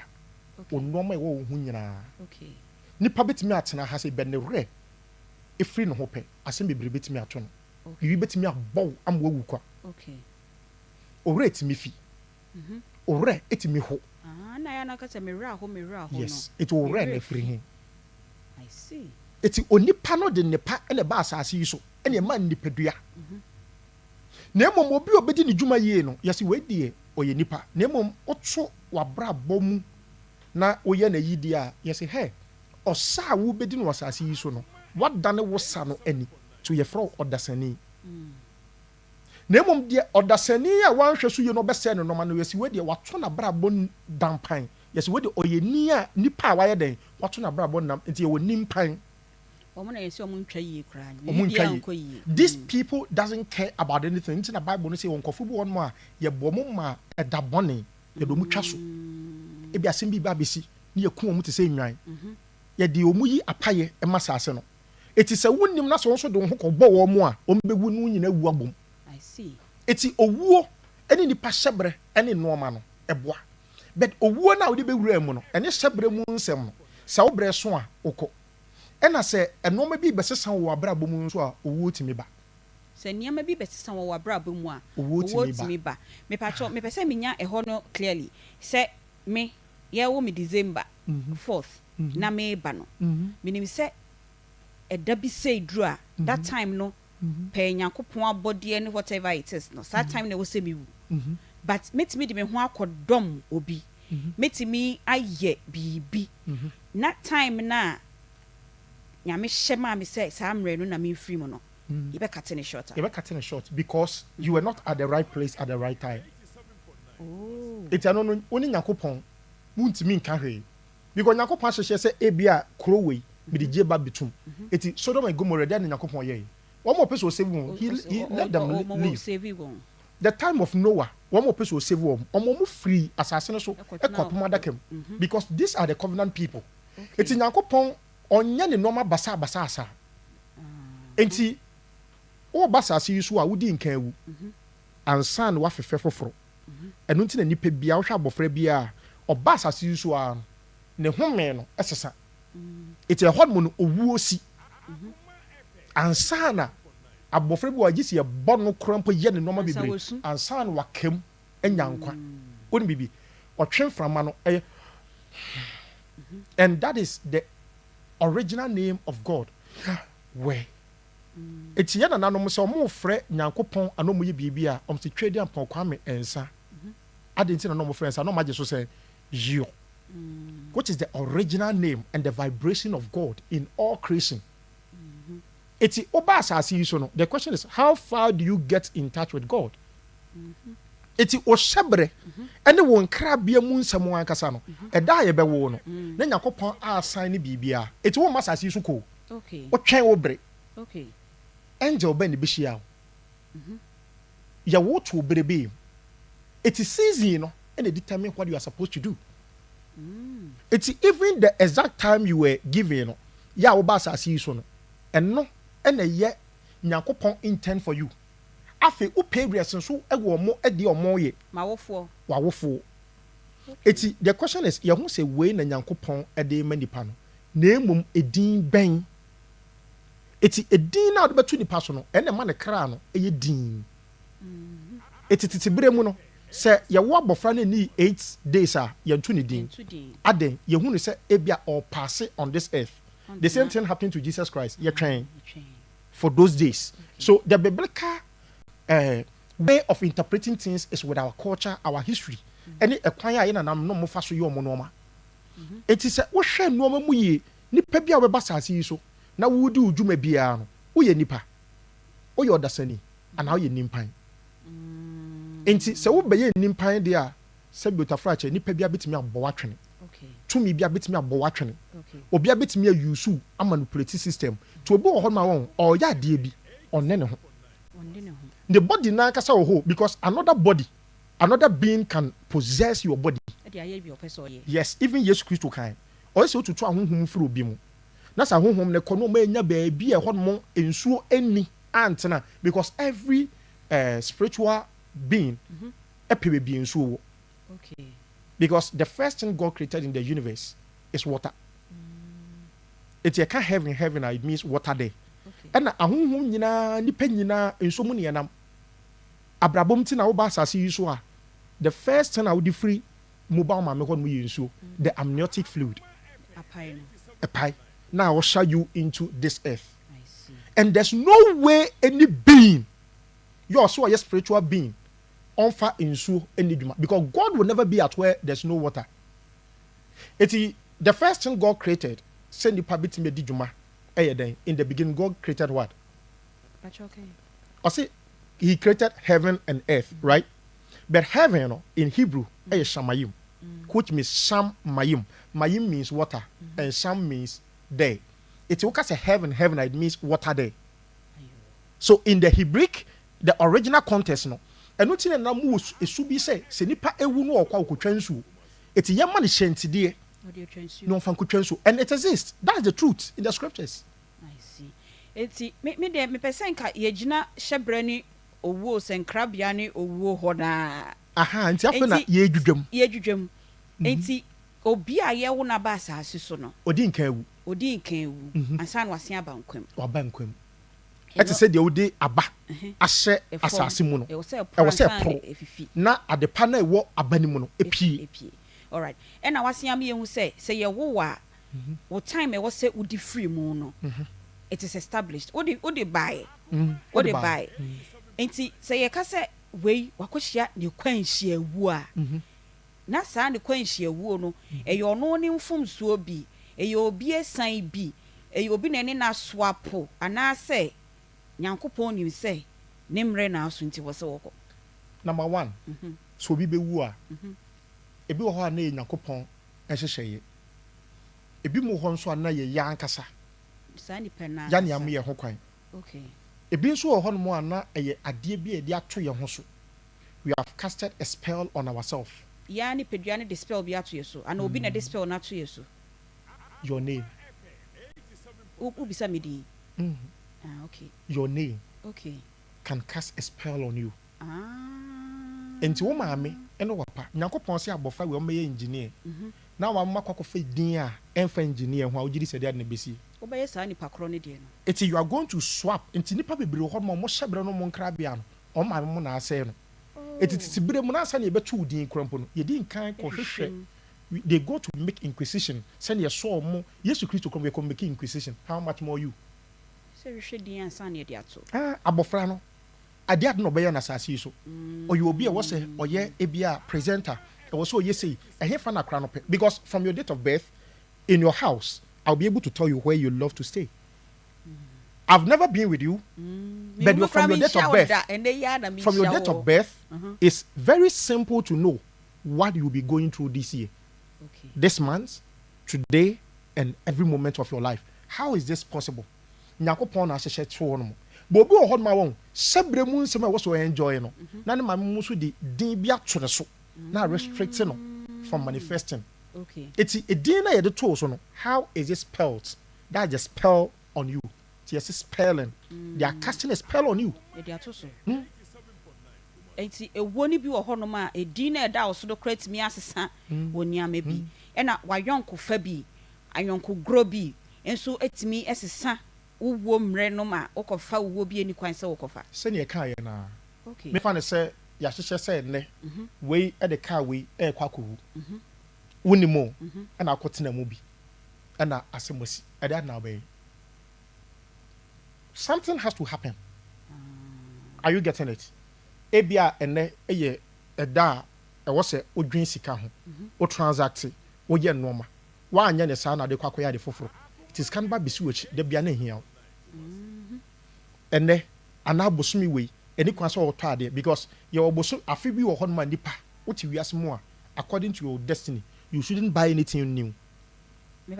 You shouldn't buy anything new. Opa koto car ne car mo tear rubber. Eja betimi atom betimi nya accident. Obi shebre no no. Enye so obi shebre o. Nipa bia wo wiase bia ye wa afie ni kwan so to hwe mo no. Afi bi wo ho a ye nto hwe. Dada na. Anai bia wo sa afi no. Wo project dada bia then you focus on it. Okay. So that it will bring you more money. Ye wadwuma bi wo ho ma me meye. Wo koya emwa. Emfa. Okay. Ebi wo krompa me date of birth. And wo date of birth emwa. So we can never be married. We can even not be friends. Ebia wo ya mami o. But me shabre ne me nkrabia ne ntino wo na wo me be ye ntimi nhia da. Obi yeja, ni kunu yeja, fire for fire. Enchia. De biom be bom ko wura dem ba, no maka masem no maba. Eti shabre mu nsem no. Ya kan di onim. Enti wo hu so obi dan esu bi dia. You have to keep quiet. You don't have any moral right to judge them. Okay. Because are they control nipa you within and with date of birth? O shebre. O shebre and ye din a dawoso. Okay. It's a case shebra a yebre and yashe. Before you be my rush studio na me nuano ma me ni omo ye eyi no. Introduction no. Obi wo hono ma na bia sofu bi nyame nipa bi imam bi sheik bi obi owa ani bi ehu aka say nipa simesi me hu say ka ena di be ubenya akwanhia obewu ebi between this period to this period inti senka ebetimi a ka between this period and this period no ka enfo campo shedem nipa ne betimi ahye dem wo hye ne dem na car abebu abone dan na ebu ogunu so na wewu so it means say wo ya shato so say car na nku a car na beku na menua ba ko pegi ka bibi say ne auntie o say ne busuani bi obi bo ne dua say wonsuo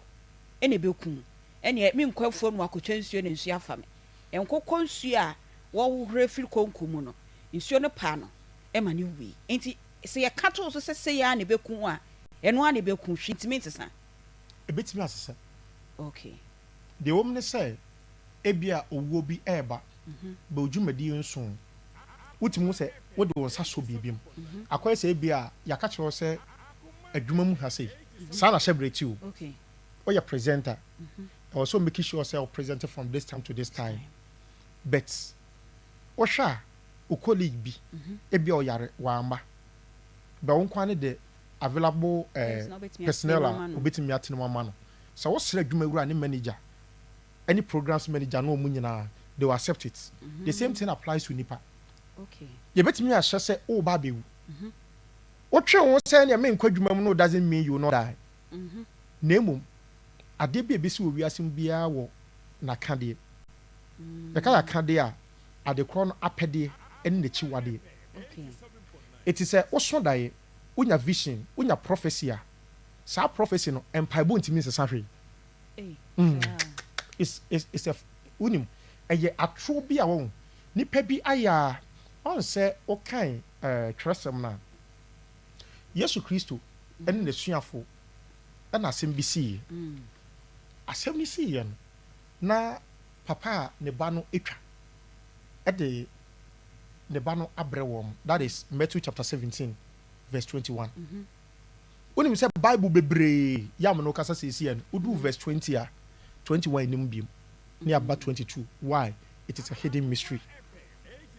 Bible foforo na eba no opa check it opa yem fa Bible foforo na aba no bebre udu verse 20 a verse 21 ba na nim bim it means there's a secret that Jesus Christ was saying oka kire o mo say na adan na omo papa no ko ye no be say adan na yen sa yare we de yentimi ansa o say sa yare we adeban no enyam pai bonko a agisa konchene e ka ho okay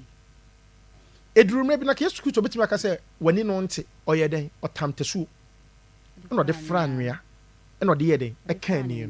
me pa cho so obi ani ye ne ya tintesu ne guso da bi anwea korampo ne gu ani so ense no wisi so ye wade bi wo hon ma be se obi ani be wo be woni yi okay ye waduane bi wo hon ma won wo fie obi abedi but wo kra no mpe so you shouldn't take it so boy you see nintin more den ne kra na no wo den why you are fortifying yourself but ne breso no person wo ko ahye wo beko because obi won ma wakra ewrade me breso a ema me mmre obi won ma o de obeye obi won ma o ti so ne ewrade me nya ware o ewrade me nya bo e wo twerese mu Yesu Kristo kan asem bi say okay eye John chapter 9 verse 1 downwards esuafo no ene Yesu Kristo ne nam no bi san say ora ya ba betu obi a ne ni efra ya odifra wo mu ne bai e yon pakro ne bone ne ma me bone ne papa bone anadi enti na say yo ne we ato no ya na Yesu Kristo kan say Nyankopon ani mo nyam be say ye be Nyankopon ani mo nyam be daddy it's not because of you Yesu Kristo kan point blank o se nkofo bi wo hon ma omonware omonwo omudi free awom ne by destiny iti no force na koya na akọ weja oba no ho enye so be weja oba ho o be si o manyina ansa na wako eish ni nyina ye shebre ni nkrabia enye shebre Yesu Kristo ne kan nyam na America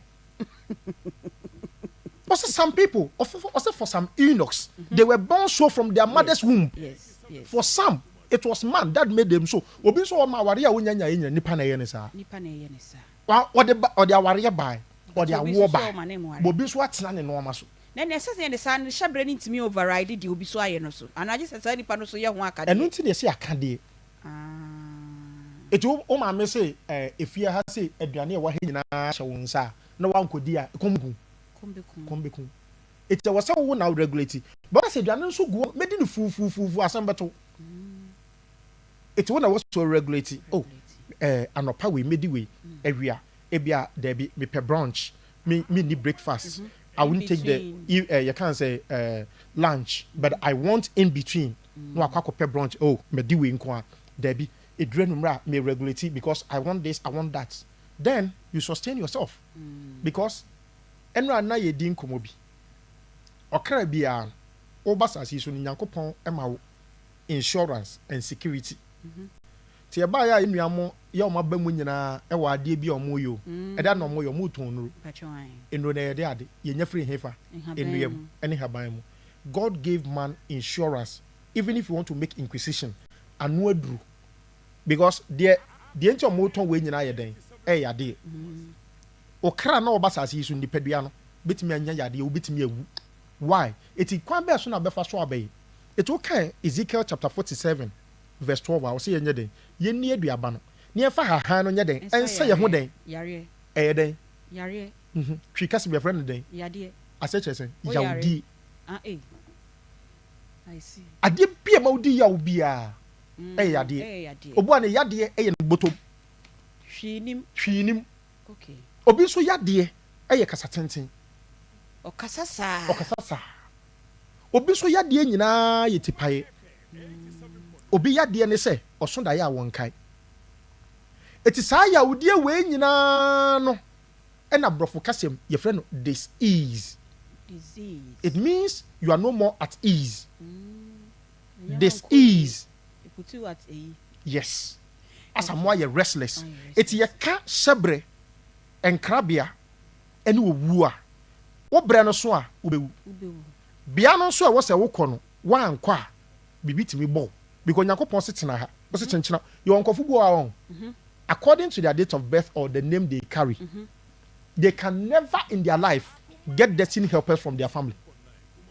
because of the date they were born ana edin a wo ma me de amom eti obi won ma won wo abusuam odi ye pa ya nka wonim de but date of birth nti emfa I see. Me pacho jiji wa home kakra na me ba bebisa wo. Ye nananom me kan nananom mo me die ni me kan kodada. Fie niam bi ni nkonwa bi ni ade no. Ene owuo no nso san na eno so hu twaka. Ene de me se na watweda na ye ni ntie ye owuo nko ahonsem. Na ye ka because we bebisa say tiwe na ye omo hyebre ana. Na saa kwan wo so na wo se nipa no ofawu. So oba tan be wo na obekọ akoda na one ne ma miensa ebe hye omo hyebre so one ne ma miensa no omo hye na omu wana because sevens vital na yakonom agan etotsi na bibia ye fine na pre eno ye dia preke nwe preke natural powder eno ye preke powder eno so eboa ye papa Doctor Madam was why nyami shamu. Aunty Bea. Yo mama kwaba. Yeah, na. Ye de nyami ase. Ne haboko ne ye di hyebre ne yo wo hu komo. Nti. Asemo. Se na otwe se ne na me wase onti. Are hosem. To ye nti. Na me se da bi. Unti mi mba ye no kre. Ye kra ye ntimi anye program ne biom. Bea me hu yi. Me hu se de si kona na me se da bi. O se ye nya na de chin. Na me aduma. Nti na me shira mo nso da bia saa asem we dem betena se a ne asem medi kan onse obi etie mu a na ne nsem bi niema bi ewo ne trim nyina na afiri ho no niema odwene ho because as ye tiso ya enim se niema ekoso ye nya niema pa ti esua de mo nsem no na bua na yi niema bi a ke ni kwan se ye dwene ho bebre ade yi fo psychiatry fo se ye nyina sabi ya dwene nko ye no eti ero so sabe ka ho sa na ayekese okay tinyami shira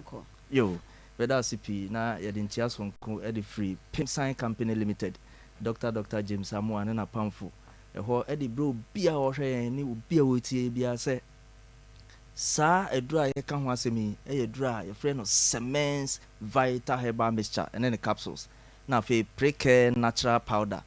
se nu pay ene e kanfo dia ma obia wo hwe ye bia se wo yo ba sro oba enema bebre na ekoso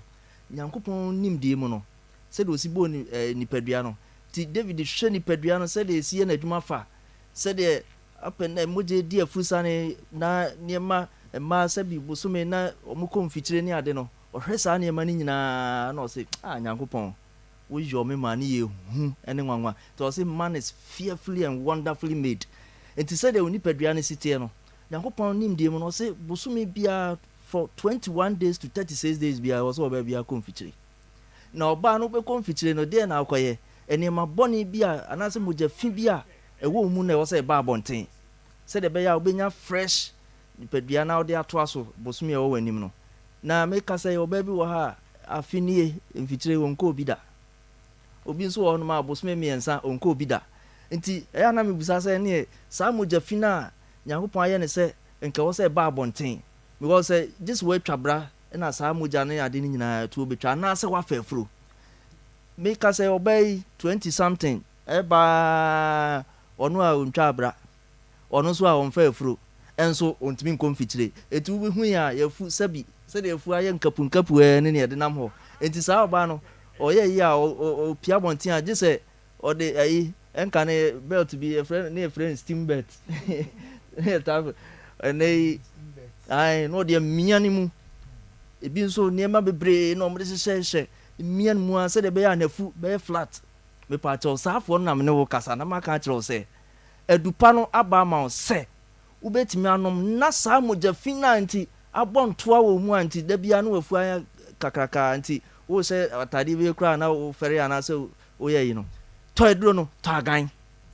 wotɔ agan no na watɔ prickle natural powder no de aka ho wotɔ no mu a saa nneɛma a wohu no nyinaa mogya fi no nyinaa ɛbɛba abɔnten ama ho atɔ afei nso ɛbɛsan bɛsiesie wo sɛ woyɛ ɔbaa no ɛsiesie wo womfikyiko nom sɛ wodeɛ no yɛ amenorrhea yɛka amenorrhea absence of menstruation hwɛ sɛdɛm kan 21 days no to 36 days woankɔpɛ asɛm wodeɛ yɛ bi atra kɔ bosome mmiɛnsa bosome nsia wontumi nkɔ a mepatɔ wode tɔ aduro no wotɔ agan ne nsuo no ɛne ne topayɛ no nyinaa na watɔ prickle natural powder no aka ho na wafrɛ yɛn wofrɛ pɛ yɛbɛkyerɛ kwan a wobɛfa so a wobɛnom aduro no na ɛnika sɛ mewɔ mu no sɛ sɛmens ɛnyɛ sɛ aduro no a wobɛnom no nko ara ne yɛhwɛ ne saa ma wo yɛafa ato yɛn ho sɛ wo lifestyle bronika sɛ lifestyle wo ntade hyɛ mu wadidie mu wadwumayɛ mu saa nimdeɛ wei nyinaa because obiara nim sɛ pemsan yɛka pemsan pɛ job training ho asɛm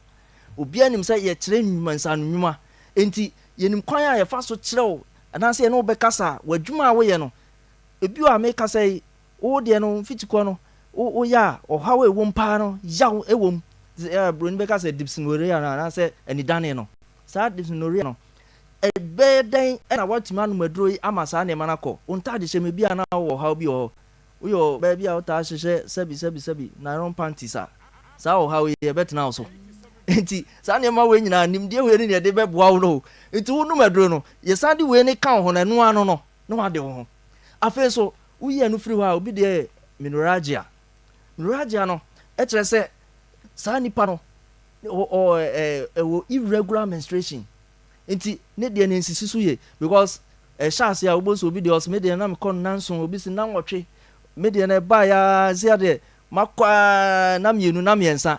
na yɛ sɛ ate kɔ mepaakyɛw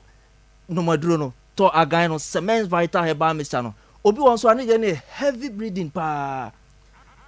wotɔ aduro wei nom a ɛbɛboa wo ama saa heavy breathing ni nyinaa aba normal afei so obi so koraa nya ne deɛ no mprenu bosome baako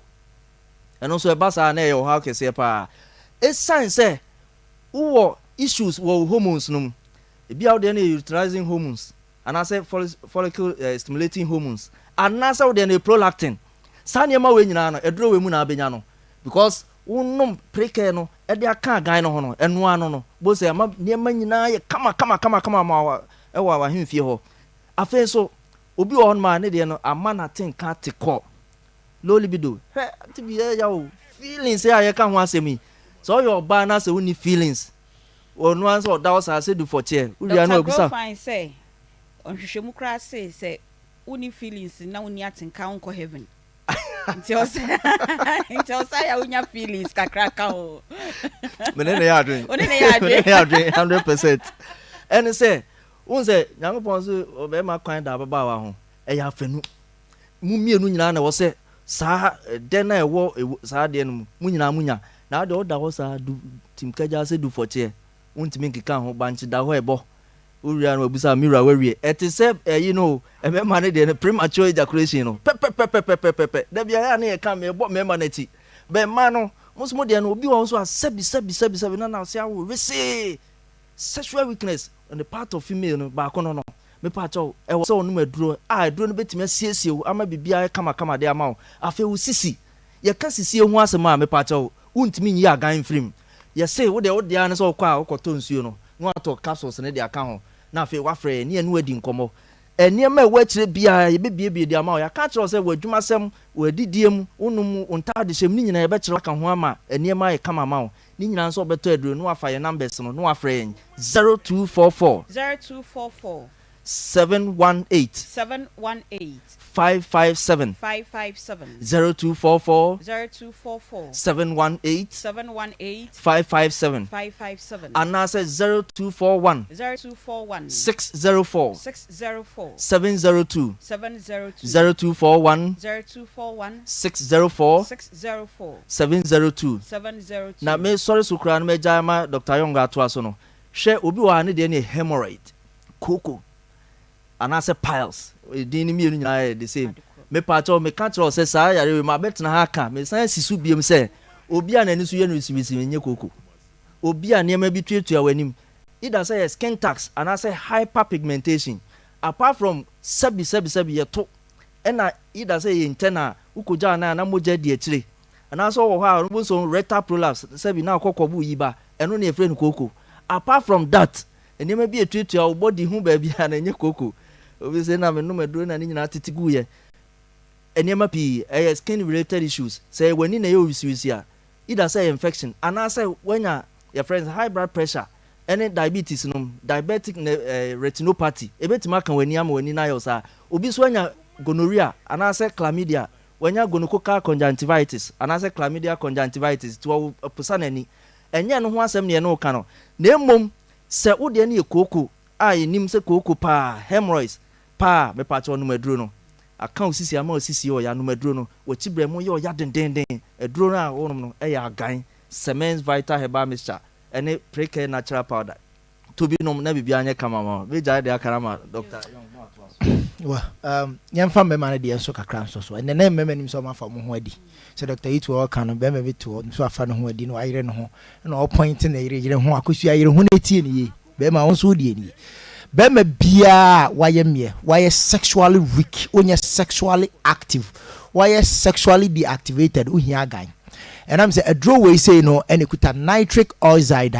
a boa a ye intinia, a what call Berman. No, they be a catcher say, Berma ansana or Bermano, a bit me a pigeon, a bit me a jinan and nasono. I just say intino a ye juma, moja and a ma Berma etimi pigeonimu. So the moment I won't so Berman at the phone, meaning say intino sabi plugs abem and I say imu esisi. Moja na se fentinim, se moja and fentinim nasa stradie, and I said the fufobia of fentinima. Ebema intini mu asisi entimi ma bema ntimi mpagya mu enti bema bia wutie ya wankasa wugitum se wayemre because of that mema ni bi wo ho a omopon adwuma na omatena se mathematics not the antes not the tactics be on peso obeko fie ntem delay but the fact is wo wayemre e wompem uhia Semens Vital Herbal Mixture ne capsules eno ne adura ebetimi aboa wo obi wo ha opon adwuma opeso bo tactics ne antes ne mathematics bisa obeko fie na wife ada ebi obepo adwumi bebe 5 pm 6 pm obetimi akotena bonten anti bi obi wo ha onom nsada but because of say opeso or divert we ninti no obetimi akotena sport she say born the coach the enfan hu na no hwe be ma bi pani pa no akotena be no cartoons me pa cho koto aduro ni bi unya mixture na unya capsules na we need a prophylactic solution to all sexual weakness say we dey premature ejaculation or the boy near say because of that as a grow or you na as a girlfriend or friend water pistol man because we enter pepel and no crown water pistol no crown meja use e twam but be ma betina ho indomie man under 3 seconds 10 seconds na ben na we ja go wia no we twene ne aheba obeda sa sankofo no owie ya no da obeda da efie hyekora na ye fre no kra onte but ma de so be kwakoto aduro ni bi na wanom aduro ni betimi aboa ayi sa sexual weakness no e de afi wo so eram se enei no sɛ woyɛ bɛrima na mepatwɔ woantumi ansatisfy wo yere a ɛno nso yɛ bɔne sɛda nti bi wokae sɛ ɔbaa bi a ɔni atenka bia no nkɔ heaven no bɛrima wo nso sɛ woantumi ansatisfy wo yere a ɛno nso yɛ bɔne because Bible say the sinti dia nam no so ebeba no onye dey onue nti se wantimi ama oba ne sexual satisfaction a me pa cho won so no waye bone nti bomodin se oba ne nom agan na ema ne feelings na na se e boosting ne libido no eba sa na se woko 2 minutes a 2 minutes no oba ne enso ne biem e se otime ne ko extra mile enu nti na wo hia agan no bomodin se won sabeka bi afro obi wa ne de ne sciatic nerve no how ama untine fi wo to ase call nankokom no etwetwen broni beka say inexplicable unbearable pains and a wo feel ya bomade so beka koto adroni bi unya bia prekese powder and a Siemens Vital Herbal Mixture no eno ene betimi aboa quick one ma me mfa babia benya bi nto anim na yenko PFA Pharmacy headquarters ewo Tafo Neuro Junction kwa won sabeka bi Colonel Herbal enso ewo Ashton Misty Dani Apidank omuni na ewo mrom oba kewa Fred Men's Herbal and afi Rock Pillar omuni na ewo kewo oko enkran me pacho Repass Ventures Hallows Herbal Tinatet omuni na ewo Keshi Draglin Bay Class Pharmacy ewo Ashaman Station ho takwa ewo was ebibidro fie me pacho takrade Sir Charles ewo efie kuma number 12 Mankesim Jeff Herbal Cape Coast Pina Herbal Nkoko Aunty Akobam Hillside Pharmacy Fab Pharmacy honna kwa on sabeka bi kofodia Tinated Pharmacy and have a Gapson Pharmacy. My main phone number no and to Jaya Breno 0244 718 557 and a 0241 604 702. Hey, numbers now. Aunty Bea, one of the biggest memes or a fan or say ident viewer and a listener or Jache. Yeah, your friend Elisa. Every time, see, I'm not every day on me say program not for any reason. On me say there be 247 or 20. A big shout out to you. Yeah. Na omuntie e wa Akoma young medase na me kam nyambo a ibehia na watwe mu Sofo Reko Herbal Center nyasabo akwa wa ha enete ne nra ye ne ntam na ye activate phone lines ne ntam no questions ni bebre wo hwa bia me mentimi ebisa ama wo bebisa na no eyi ano e dia but me wo mienu bi da kire ho a me ba ye bebisa no nti wo de try your number see eto 0243 114497 032249803 troto ho na ye be try ho sima ba ko mienu bi ye ba na bebisa me questions mienu na da kire ni wi a na wo so abebisa de how destiny wo hyebre onkrabia eni owu no say na sitie Sofo Reko Herbal Center o si oye ekrase doctor o breman be mu nchen hwa na obehu Sofo Reko Herbal Center o si en kanche o say ya title pa type 42 oba no hwa obetu ase e de amount ena owo edro Reko Herbal Mixture etu ema ye konfichira ye yawo no etu ase koko ena afensu mema no mondanse mu nkoyi ade ohia eye Reko Herbal Mixture obenya bi ewo Akoma FM ye main entrance ya obenya bi ewo ho Promise Herbal Sax Pharmacy Time FM Obuase Free FM Techiman Paul Sack Herbal Mrom ena Top Amazing Herbal ewo Tafo Methodist Church wo Anointing Fast Food ewo Nkare eho nyina obenya bi ato opese one Dr. Eddie Nkoma 0248 672271 Time Herbal Mixture so say Time Herbal Mixture we numu ato honam yo ya malaria tetewa you hear a Time Herbal Mixture time HH Mixture and capsules nanso eboa ema winya apomudin ebusti immune system no na afi so ema ne mema mompamu nsema agro ni nyina de ohia a Time HH Mixture and capsules so benya bi o pharmacy chemical herbal shops nyina Mame found called Greenfield Scientific Herbal Hospital ewo nungwa adogono last stop we die mesimu amwon kran no matwedi empo wo kumase kra no wechine na hontowa called Greenfield Scientific Herbal Hospital ewo nungwa adogono last stop na onto oyare na sinyina amfama se ne ne ye ken nhama eni nnua no ho na hodin ne ewo no eno nso ena doctors no ede ye adwuma ewo ho ntiko ho na kwaje ayaresa enkran nungwa adogono last stop Fre omo was 0243 983906 na afi AFR deodorant roll on sema ohunye hwam free scent passion free scent activate free scent smart ɛno ɛyɛ from Pulse Royals ɛna ɛde abɛdwa ma so Toby ne ma ho enye hwam cosmetic shops etwa ye ho ahyia wɔ Ghana ha baabi a wokɔ a wobɛnya bi ato ye twa ye ho sema ba akopɛ madaroma me se nyansabo akwa ɔwɔ ha ɔnkɔɔyɛ mo questions about shebre and krabia owuo no ye nyaaya ke ye bɛkɔ ye shebre ne ya brabo mu nyina so ne de na wɔtwe da ne nti no ye ka shebre eni owuo ho asɛm emre pa ye to nsa frɛ ne bi na ɔgyepeni a ye shebre eni abrabo mu nsɛm ye ba sese ya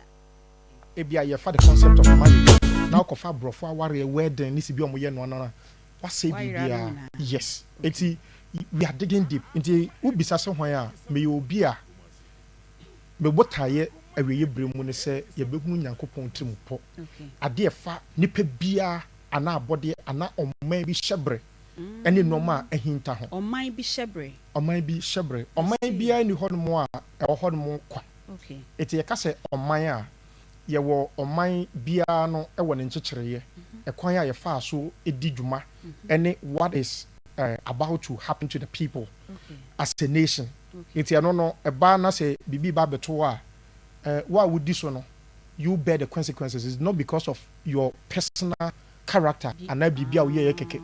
enti ya ba kromu so a ye wo kro bia ne kwan ye fa so egina kro no enti the question is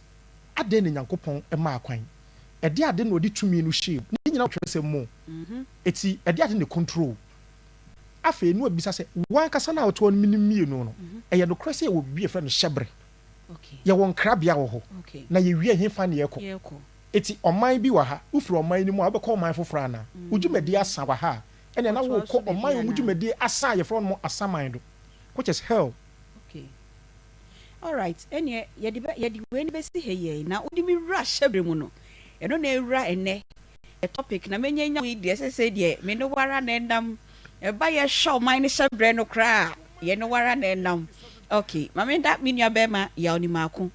o Angel FM enam no so na yenya access to you nti be bia ya oni mako wo bia ya o uni abasi odase hyebre in krabia pacho eyeden So, okay, Jeremiah chapter 1 verse 5. Nyankopon kase bi che Jeremiah. O say, before I formed thee in thy mother's womb, I knew thee. And I ordained you a prophet over your people. What does it mean? Number one, it means the person existed. So it means there's the creation of something and the formation of something. You didn't come bibi ansanya ya de koron. It's a case oh bibi, it means you are trying to use words and imaginations. That is where your heart and your mind, it's a case of heart and your akoma, and your brain. It's your idea a year wakoma. A dream. Whatever you pay attention to with your heart, ebe wakoma dream. And that one may also a dream, ebe the mind of your brain. It's a case of dream in your brain. Your brain, your friend, amen. Amen. It's a debia wo brain no begia to mu bia no. Eti ose o kan revelation na ose say the amen, the beginning of creation. Because say amen na e wo hefa. And they will be brofo na they will never be able to tell you the original meaning of amen. But all they know is it has been accepted to happen. And that na accept to be man be we as amen. Which is your brain. Eti whatever is in your heart is already coded there. But so brain no anya ntumo a wo se wa dwen we no ye wo akoma mu no e ka ba ko na wa mi we nso e ka foforo a ye ene ye se wa ye double minded e wa brabom enti ade bia wakoma e besom na wa mi we ansom bia no obo ho mpa enya adwuma okay enti abrabom aka se ye wo no ye ka hyebre si bi na kopon hwehwe ne no ma na se amen no besom a that's the beginning of creation ti wo no wo ye nyakopon trimpo akwai se wo so pese odafu afuo no ayeyo but until say wakoma no muade na odwendwen ye no wa men no beto say fa wonsa kotowe na umbeji atum you can never manifest anything ti nyakopon bebo nipa no odi nka dwen nipa ho ka say yemmo nipa wo yesu ene yenseso mu okay eti about the formation of man nyakopon e form nipa after thinking and having the thoughts the idea of man eti nipa nkasa no nyakopon ebo nipa no ohunu say we me de no be kokoro we so ebre we mu na mehia no oman we krompo susu say ye hia obi oba be tutu yesika semie ye hia we ya obetimi aba be yesei ye nim nipa bi a oman no se bi as enoma ekono we don't need a generator, we need an operator. Enoma bi asay wo man ni mu we need an operator or a destroyer. That becomes the attributes of God, meaning a generator, an operator, and a destroyer. It is in this aspect of life, no. Anytime you are talking about the things of destiny, you will shebre and you won't crabia. A brain yankopon aseshe dia mani pe biara wasasi so ne friend no shebre. And you kasa enkrabia gina hon mo emma biaye the exact location you were made to be. And a young crabia. And you was shebre. A bra yase se bedi juma we. Eti ebia na me fa ne so obi won mo a onye Ghana ni by birth. Or you will be a was say no ko baby. But because of say ni parents any omanya was say no ko wun nti no. Na waba yaba be in this stage no. The person is making a transit in eye ne shebre ene ne nkrabia mu. Ti e ka se shebre ene nkrabia. Shebre no ye bre ya oba bedi no asase so. Eti oba asase we so no. Emfie do se na ade wa ha sei. Se enye se atorenchem bi ebesi a emfie do sen na wo asase so. Ebre ben na ye wo. Ebre ben na obetime nyeska. Ebre ben na obetime ahye dwudie bi ase according to ebra ye de wo no. Ene ye shebre. Eno ne shebre. Okay. Eti obi won mo a obehunu se wanhwe ya fi we obetime nya broken hearts. Afi we upo wumpo se ne besie ene kura mpa me no ka say if by God's divine intervention you know the accurate time you were born on this earth, knowing your guardian angel, it is possible to know what you are going through right now every day. It is possible and it is one of the easiest. One of the easiest that is the intent of God. It is okay in the book of First Chronicles chapter 12 verse 32 or say nana ye won kofukuo bi from Isaka Emma. Na wo se san kofukuo no omna na e kire shebre ene nkrabia efa Israel for omna na e kire Israel for say they were masters of the time and they told Israel what to do and what not to do and they were masters of their brethren. So if you want to master life, you need to know your timelines. It's in the book of Ecclesiastes or say bibia wo ne bre ye wo bra edisu ye wo bra edisere ye wo bra edidua ye wo bra editwa.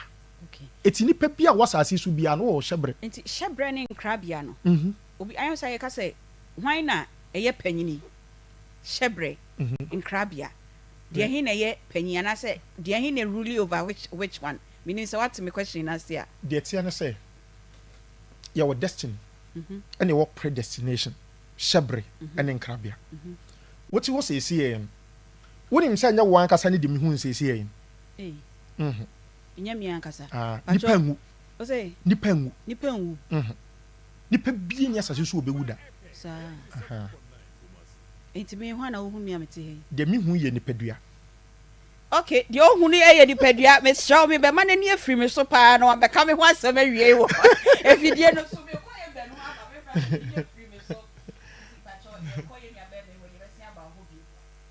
Eben fire rat charismatic ventures. Eben somebody me na hu me. Me hu papa. Me hu sa Aunty Bea de Bea me hu na. Me dance pa. Eti pa choyon ko charismatic mbra why. Aunty Bea me dase e wo akonya kese a ode ama me. Na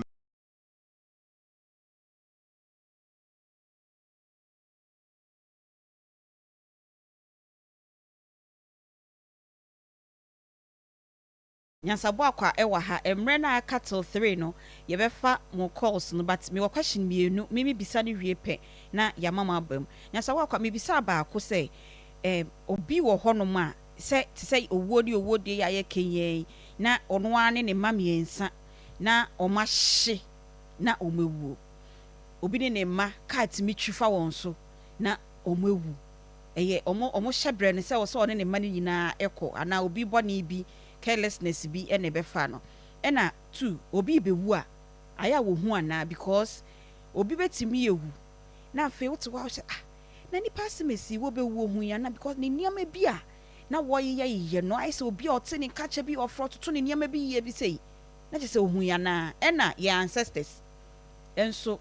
omo ne nipa ewo mu no send it into the questions near 3 you ria na fe activate but you will be 13 minutes I be ponti. Okay. Yes. Dear ewo mu ni nipa bi a wote asase yi so bia no kai hu se wo kra no na no betimi aye den na obetimi so aye mre ti do ye bia wo so ye very careful nipa bi a wote asase yi so bia no ya hyebre bi se bra be di dwuma wi na ye wo bia ye wo so di dwuma no when you step out of eye wo domain a obi atimi bo hwe Okay. se akokọ ekohye ne maame ase a eden sa abo bi betimi aba beden abechem obi on ma kwantu otu ye asem koto no na ni kwan se ho no otu kwan ko. Okay. For instance, minimum date of birth, minimum din. Oman na wuti so no ubeyeye unyeye kuro na wuti so no ubeyi diye uniye is there. Etinya ba bia na etu kwan. To bo a or prosper power ha. Ote se nua bia etu kwan ya na odi America na okoye bi. Eti sa de no ehun sunsun aso no e bia wo kra no wo mpe. So you can die. Okay. Ana wo ne bia wo no ma ne nam. E bia wo ba no braso. E wo so wo gya no no woko. Be wan ko bisem. Chenchen a che wo no ba ne nam. But when you're normal insecure and normal womb, for instance, you are going, Adiana walk on, the Eba to walk home, and not baby our one. Off on a tra. When you're she, Tinam say your candy, any a pedi. It's a candian, a chiwadi, any a pedi and the kabum, your casa candy. Tiadibo bit him the cow crowd, bit me. You bet him the cow crowd, woo, I'm a natsanas. Okay. And see, Nina was silver cord, a your reno. A breaky say Kim, you leave. Okay. It's a dear bit me amana into no board my own. Nintin more than I patch say, Sa Reno. I didn't connect all these staffs no. Say breaky silver cord ni breaky pay. Then no asset in. But be a hot moi. Yes, be breako coma. What is happening? A beer, nena nebi, and now will be a or any did you maybe a wuko. Or no, and a dancing. Enti nipa no koduru hɔ no mu a nipa wo a wunwu yo ɛyɛ wo nipa duano na disintegrate ɛna ama akonya ama silver cord na breaki but nipa na meka so wɔte nipa duano mu ɔsan kɔ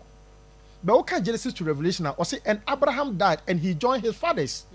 we wu a na ɔkɔ ha we wu a na ɔkɔ ha yɛka hell ɛnyɛ bonsam gyem opa fa wo Bible baabi a behunu hell ɛwɔ Bible mu biara ɛyɛ den asamando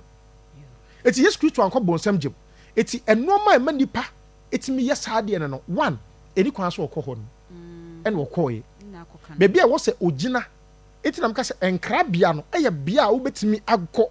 ya wa bra bo betimi ayeden asiuye ye wo woto ga na nche se ho no na ofri obu ho no a eye transit no be na asase so eti enkra bia no enye ho no na wo so wotena sebre afi wei e wo so wo ha e wo so wo ha e wo so wo ha me ka se mi gya de kire. So many people were angry at me. But ever since I stopped teaching, I will say God has been great to me. Why? You know to know your timeline. Obo on ma, you will peace, 4 peace in life. 4 peace, no? Why and yena say 2 ube wukwa. It's obi be wa wo hu ana because they said na make no say nipa ne ba ye niam bi na fe ofi mu wi say ade na papa no hu se obi wu ana. So wo kra no etimi furu mu ekodi dwuma. To okodi dwuma na se usunsum na no odin or store that information no a say we na da wanim okay it is a wo da enoma wo kra no koye na se dae eti obi ho ma wo hu bo bi betimi abowura wo dim no aka say we na da wanim because wo no ani efra wo hu ade kro eti ade bia bebia no hu na emom as to say you be able to make meaning of it and the final question na call is na bem ancestors. They saw Abraham died and he went to his fathers. Fathers near ancestors. Nananom. Ye nananom. Nti ye nananom no. Aya almost so ogu anipa wu asase so no almost so munim hu bia na. Asem a eni kwa so ka bi. Okoka bi etimi frɛ. Sir. Etu obu on ma abusuasem bi. Ana nipa mienu bi asem a esi ya no. O mienu nyina wuko. Na emom ye frɛ. Ene ye frɛ no samantoa. Ye be fro na wokɔ na ebubo wa na obehu nti nyensem nyina na wose nipa ka bie now Numbers chapter 12 Moses akwakoye ade na Miriam ne Aaron akwakoka na Aaron afa ne ho adi na Miriam anya kwata tinyo bibia ne yeka 0243114497 0224988035 shebre enkrabia any owo. Good afternoon.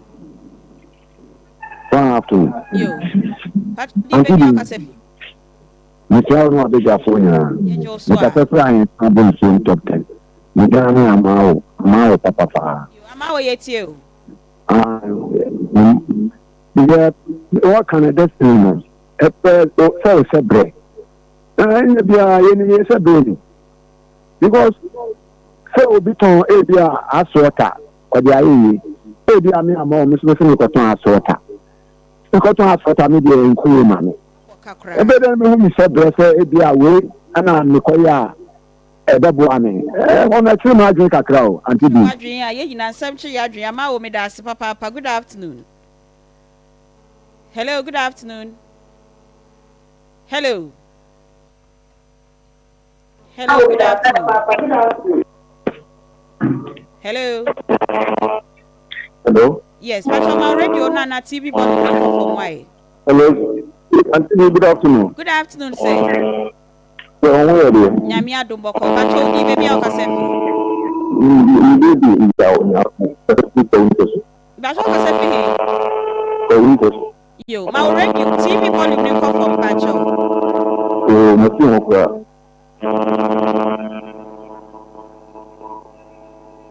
Ba to me send number right. Me Pacho mati wa ye da si papa. Good afternoon. Hello. Yes, madam. Good afternoon. Afternoon. Yo, Pacho di baby akasefi. Me Pacho your friend Becky, me kasefi akra. Becky Pacho meet you. Me Pacho program na mo ya na me hwe bi na metie. Me Pacho so na me mrani swam Pacho. Me Pacho mpese me bisa se o so ndaye na to bi ashisu utu a asitire me say. Ki ene de yambeka da ye nhyebre ni owo. Wo de be rada yem. Da ye no so ye different topic on its own. Good afternoon.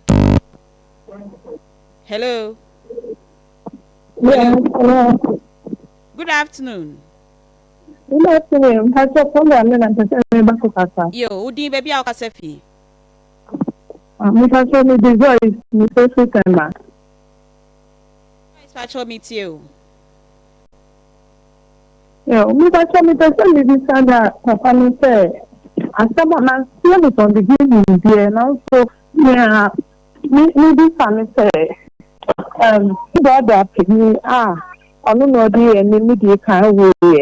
the following day na dey try na me papa say and no dey try say ibi si na oma from ana say eno sa ni bibi wo mu ana say den eno na ko ni ku wo mu ana say kwan kra ba ko fa so koi na papa so de koi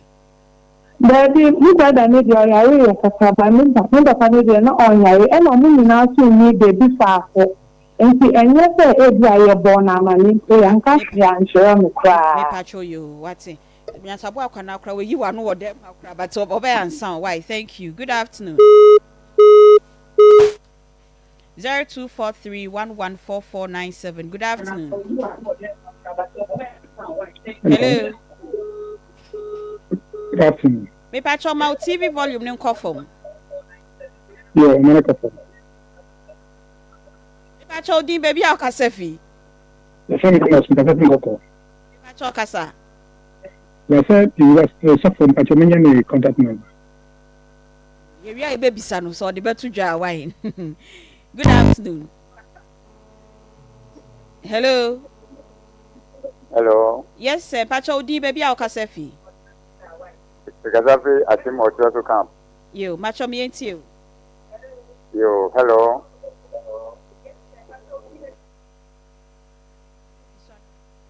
Good afternoon.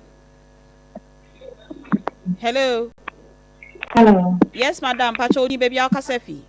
Me Pacho your friend me Boatman me kasefi domi. Yo, Me Boatman. Pacho me pese me pese me bisa nya lo say since yewu mi ye adwuma na ye year to be 18 years 26 years na me wale apart from that no me adwuma di me se so bia sikato me se na na shi the thing this one is a DNT, every unshable, and I am in trouble and the back. Besides, some white. Bosome bɛn yɛ de wo. About 28 June 1978. 28 day. June 1978. 28th and not 23rd. 28. 28th of what? June. Aha. Enti attack eba wo sikasɛm so paa no. Ye ma wo hu sɛ enoma enkoye ɛwɔ abrabom no was in 2017. It 2017 no, was matters and it even affected your health.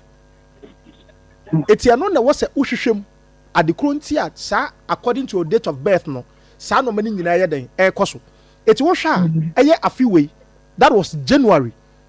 Sika ebefa won sempa ma wan hwe ka obebo bonus ka bia obetua no but that's the can say month so a e was na ka wutimi e get a lot. It wo ho no mu sesie no eni kwan se wo wiasem oma be me bia hye wo so because one kasa no pension so yo who de nyantabo akoye wi a ye number ne betu dwa na che say matwa so na akaye 6 minutes pe unfortunately na ya pon but obi bisa question bi say ni nua be ma wuye ade chen ya na opapa nso ewuye yi sa eno na no ma me na me hwe se benya college me no bia very good. Bible can say be or say write the name of this man as childless. Childless no che say onwo or catch them one or say 888 asase say nipa we twere ni din say asase o trading or be swallow up to obi on ma baby o makwa akotena no ebia senako o wo so antina na mpese obi on ma no metu akwa akotena baby na sase no mokotena aso no o ma anya de wo so moye ebi krompa na yinsuo bi na ne da ho anase obi on ma baby on betena obi oba betena obi o say wo da ase hwi ase ye ebia na ye nkofo bi highway mu. So you have to understand all these stuffs. All right. As I know, make it conclusion. But final one, 3 or 4. Say ashe fa owo ne niama ho na mrepem e kwan ba ho biom na yeto nsafro no wadaro ma oba dia na ye di ra destiny ne ye nhyebre mu da ye so ne that kind of thing no. But yent me fa college bi e say be at least 2 minutes bi. Obetimi dia same apion komo na mai. De tie ni nipa bia no ye wade anyakopon hyehye ade afa ho. Upese ohunu ebra obesha brabwase ankasa ewo ho upese ohunu ebra obekọ pensioner ewo ho it doesn't miss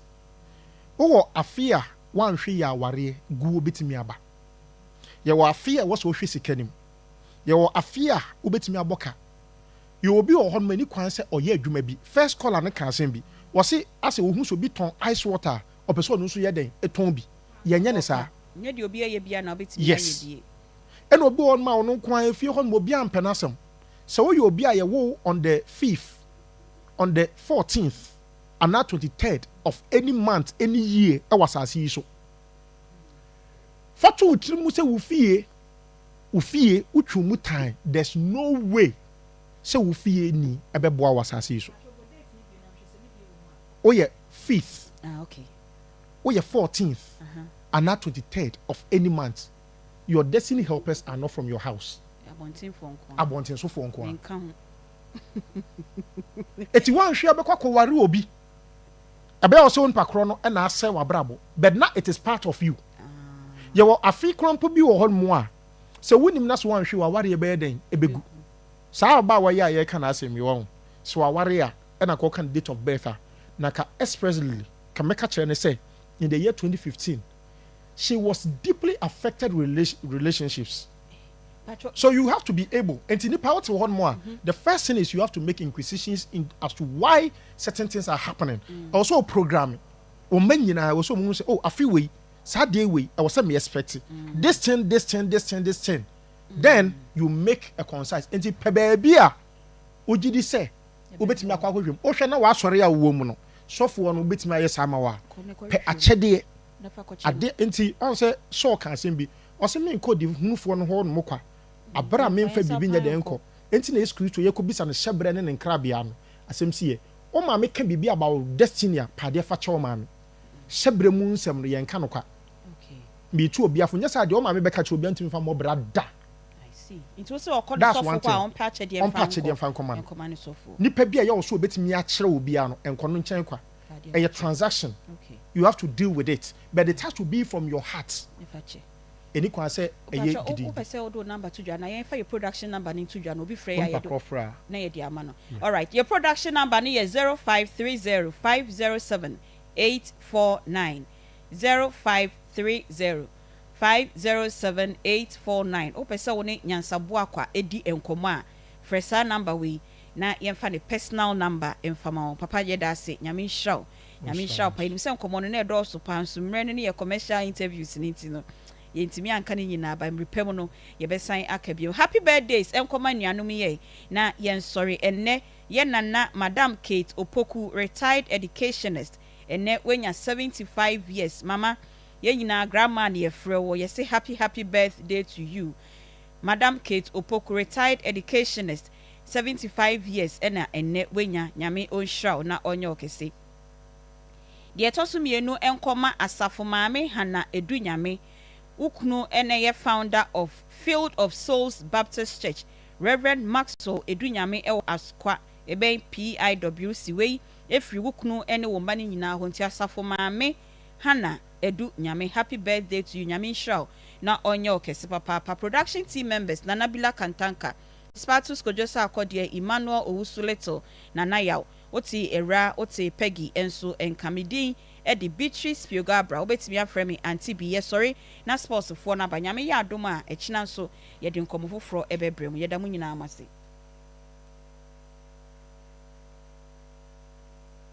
As P Pharmaceuticals assign the draw a your friend Hematos abedwaso. Hematos ye moje draw a yema obi ananim ato